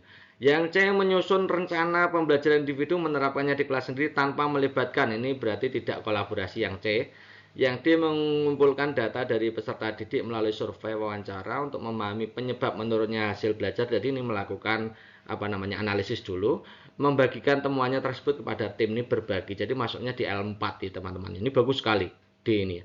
E, memberikan masukan hanya ketika diminta, ini jelas salah gitu ya. Maka jawaban terbaiknya opsi D. Oke, next berikutnya seorang guru menyadari bahwa beberapa peserta didik di kelasnya mengalami kesulitan dalam memahami materi pelajaran, kurang partisipasi aktif dalam pembelajaran. Guru tersebut ingin meningkatkan interaksi aktif dan empatik dalam kelas untuk memastikan pembelajaran yang terpusat pada peserta didik. Tindakan yang harusnya diambil oleh Anda jika menjadi guru tersebut adalah titik-titik. Oke, kita lihat opsi A. Memberikan tugas kelompok, mendorong kolaborasi antara peserta didik, aktif berkeliling, memberikan bantuan dorongan saat diperlukan. Yes, ini good sekali yang A. Yang B, memberikan kuis singkat di awal. Ini baru tahap awal, berarti bukan. Menambahkan sesi tanya jawab di akhir setiap pelajaran, memberi poin tambahan. Ini juga tindakan tapi masih di bawahnya A. Mengatur waktu khusus di luar jam pelajaran juga masih di bawahnya A. Ya. Karena A ini levelnya di level L4 ya teman-teman. Menggunakan metode ceramah memberikan contoh praktis ini juga di bawahnya level 4 yang level 4 yang A gitu ya teman-teman. Kalau kita amati berarti level tertingginya di opsi A, maka jawaban terbaiknya A. Oke, next berikutnya seorang guru mengamati bahwa beberapa peserta didik sering terlibat dalam kegiatan bermain yang berisiko saat istirahat, seperti memanjat pagar dan berlari di sekitar area yang licin. Guru khawatir hal tersebut dapat membahayakan keselamatan mereka. Tindakan yang seharusnya guru lakukan untuk menerapkan kepedulian terhadap keselamatan dan keamanan peserta didik. Oke, kita langsung analisa saja jawabannya yang A. Mengarahkan peserta didik untuk bermain di area yang aman, memperkenalkan permainan alternatif yang lebih aman dan menyenangkan. Ini good, bagus sekali gitu ya. Yang B, mengabaikan kegiatan tersebut, tidak mungkin jawabannya B. Yang C, mengarahkan peserta didik untuk bermain di area yang aman, memperkenalkan permainan alternatif yang lebih aman dan menyenangkan. Ini sama dengan opsi A nih, kebetulan ya teman-teman ya. Ini yang benar yang mana? A dan C ini dua-duanya sama ya. Mengadakan pertemuan dengan orang tua peserta didik untuk diskusi kekhawatiran tentang keselamatan, meminta mereka memberitahu anak-anak, berarti ini melemparkan tanggung jawab kepada orang tua. Yang M, memberikan teguran keras dan hukuman kepada peserta didik, tidak mungkin. Jadi jawabannya kalau nggak A ya C teman-teman ya. Next berikutnya, setelah mengajar satu semester, Anda menyadari bahwa beberapa metode pengajaran yang Anda gunakan tidak memberikan hasil yang maksimal bagi perkembangan peserta didik. Anda ingin meningkatkan efektivitas pengajaran Anda di semester berikutnya. Bentuk refleksi perencanaan kebutuhan pengembangan diri yang berpusat pada peserta didik yang mana? Oke, kita lihat opsi A, merefleksikan diri sendiri atas hasil yang kurang memuaskan, mencoba menemukan metode pengajaran baru tanpa melibatkan peserta didik. Ini salah itu ya, tanpa melibatkan. Yang B, mendiagnosa metode pengajaran yang mereka anggap efektif dan merencanakan strategi baru berdasarkan masukan dari peserta didik dan rekan sejawat. Ini good sekali, ada kolaborasi dan evaluasi. Yang C, merasa metode pengajaran sudah efektif, jadi ini tidak pandai refleksi. Tidak mungkin jawabannya C. Menggunakan hasil refleksi menjadi bahan renungan diri agar menjadi semester berikutnya menjadi lebih baik. Ini bentuknya masih refleksi awal gitu ya. Yang E, mengikuti pelatihan profesional secara mandiri, menguji cobakan penerapan semua metode yang dipelajari pada peserta didiknya. Ini yang E ini uh, bagus, tapi lebih bagus yang B gitu teman-teman ya. Next berikutnya, setelah mengikuti berbagai pelatihan pengembangan diri, Anda mendapatkan banyak metode baru yang dapat digunakan dalam pembelajaran. Cara yang bisa Anda gunakan untuk menerapkan hasil pengembangan diri ini agar kualitas pembelajaran meningkat adalah titik-titik. Oke, kita langsung analisa saja jawabannya. A, menyimpan metode baru yang dipelajari untuk digunakan di masa depan. Ini nggak mungkin ya. Yang B, mengidentifikasi kebutuhan spesifik peserta didik. Oke, good. Ini bentuk evaluasi. Memilih menyesuaikan metode yang paling relevan. Ini good. Bagus sekali yang B ini. Yang C, mengikuti pelatihan profesional secara mandiri, berarti masuk L2, masih tahap mencari itu ya. Jadi L2 tipe B. Yang D, menerapkan semua metode baru secara bersamaan tanpa menyesuaikan. Ini berarti tidak paham, L0 itu ya. Memilih beberapa metode yang dianggap paling inovatif dan menerapkannya di kelas tanpa melakukan evaluasi. Ini L2 tapi tanpa evaluasi gitu ya teman-teman. Jadi jawaban terbaiknya pasti opsi B. Next berikutnya, seorang guru sedang mengajar di kelas dan mendapati seorang peserta didik yang terus-menerus mengganggu proses pembelajaran. Guru tersebut tahu bahwa peserta didik ini memiliki masalah di rumah yang mempengaruhi perilakunya di sekolah. Sebagai guru yang ingin menerapkan makna tujuan pandangan hidup berdasarkan prinsip moral dan keyakinan terhadap Tuhan Yang Maha Esa, tindakan yang sebaiknya Anda lakukan jika menjadi guru tersebut adalah titik-titik. Oke, kita lihat A. Mengajak peserta didik tersebut berbicara secara pribadi setelah kelas selesai, memahami masalah yang dihadapi, mencari solusi bersama. Ini good sekali. Ini kemungkinan besar jawabannya A. Yang B, meminta peserta didik tersebut untuk keluar dari kelas sejenak untuk merenungkan perbuatannya. Ini berarti mengusir sementara ya. Jadi B ini kurang ya. Yang C, memberi teguran keras, jadi tidak mungkin. Yang D, menyampaikan perilaku peserta didik tersebut kepada kepala sekolah, jadi pelimpahan tanggung jawab, tidak mungkin. Yang E, memaklumi, tidak mungkin lagi. Maka jawaban terbaiknya pasti opsi A. Next, berikutnya Anda adalah seorang guru di sebuah sekolah dasar. Suatu hari Anda mengetahui bahwa salah satu rekan kerja Anda yang juga guru memberikan nilai yang tidak adil kepada beberapa peserta didik karena alasan pribadi. Berarti ini pelanggaran etik ya. Anda tahu bahwa tindakan ini melanggar kode etik guru. Sebagai rekan guru kerja sekaligus guru, yang harus Anda lakukan untuk menangani situasi ini kira-kira apa? Oke, kita lihat yang A. Mengabaikan masalah ini tidak mungkin. Yang B, mengumpulkan bukti-bukti, melaporkan rekan kerja tersebut secara anonim ke komite etik sekolah, ini juga tidak mungkin dia. Yang C, mengajak rekan kerja tersebut berbicara secara pribadi untuk memahami alasannya, menasihatinya agar memperbaiki nilai peserta didik sesuai dengan kinerja mereka. Oke, good nih yang C. Yang D, mendiskusikan masalah ini kepada kepala sekolah, jadi tidak mungkin ada pelibatan orang lain ya, pihak lain tidak mungkin. Yang E, menegur rekan kerja tersebut secara langsung di depan guru-guru lain, ini mempermalukan juga, ini tidak mungkin. Maka jawaban terbaiknya opsi C, kelihatan sekali ya. Oke, itu dulu teman-teman untuk pembahasan kita kali ini. Jangan lupa untuk teman-teman, bagi teman-teman yang ingin untuk pembahasan lebih banyak tentang soal-soal dan jawabannya gitu ya teman-teman, di Daring Majana sudah menyediakan e-book. Jadi e-book itu sudah lengkap ya. Nah, isinya ada SJT PCK tentunya, ada soal simulasinya di situ, dan FR asli piloting 1 dan 2 teman-teman. Jadi dikomparkan saja teman-teman untuk simulasi piloting 1 dan piloting 2. Sebenarnya semuanya itu punya rule yang sama, tadi saya sudah menjelaskan ya. Sudah menjelaskan bagaimana cara menjawabnya ya. Harganya Rp50.000. Bagi teman-teman yang berminat silahkan chat WA di 085712166998. Di chat WA saja ya teman-teman ya. Nah, insya Allah amanah kok gitu ya. Oke, itu dulu teman-teman untuk program kita yang pertama ya, sekedar pengenalan dulu supaya tidak terlalu stres gitu ya teman-teman ya, menghadapi UKP PPG yang piloting gitu ya. Terima kasih atas perhatiannya dan tetap stay tune bersama channel kita tercinta dari My Channel. Wassalamualaikum warahmatullahi wabarakatuh.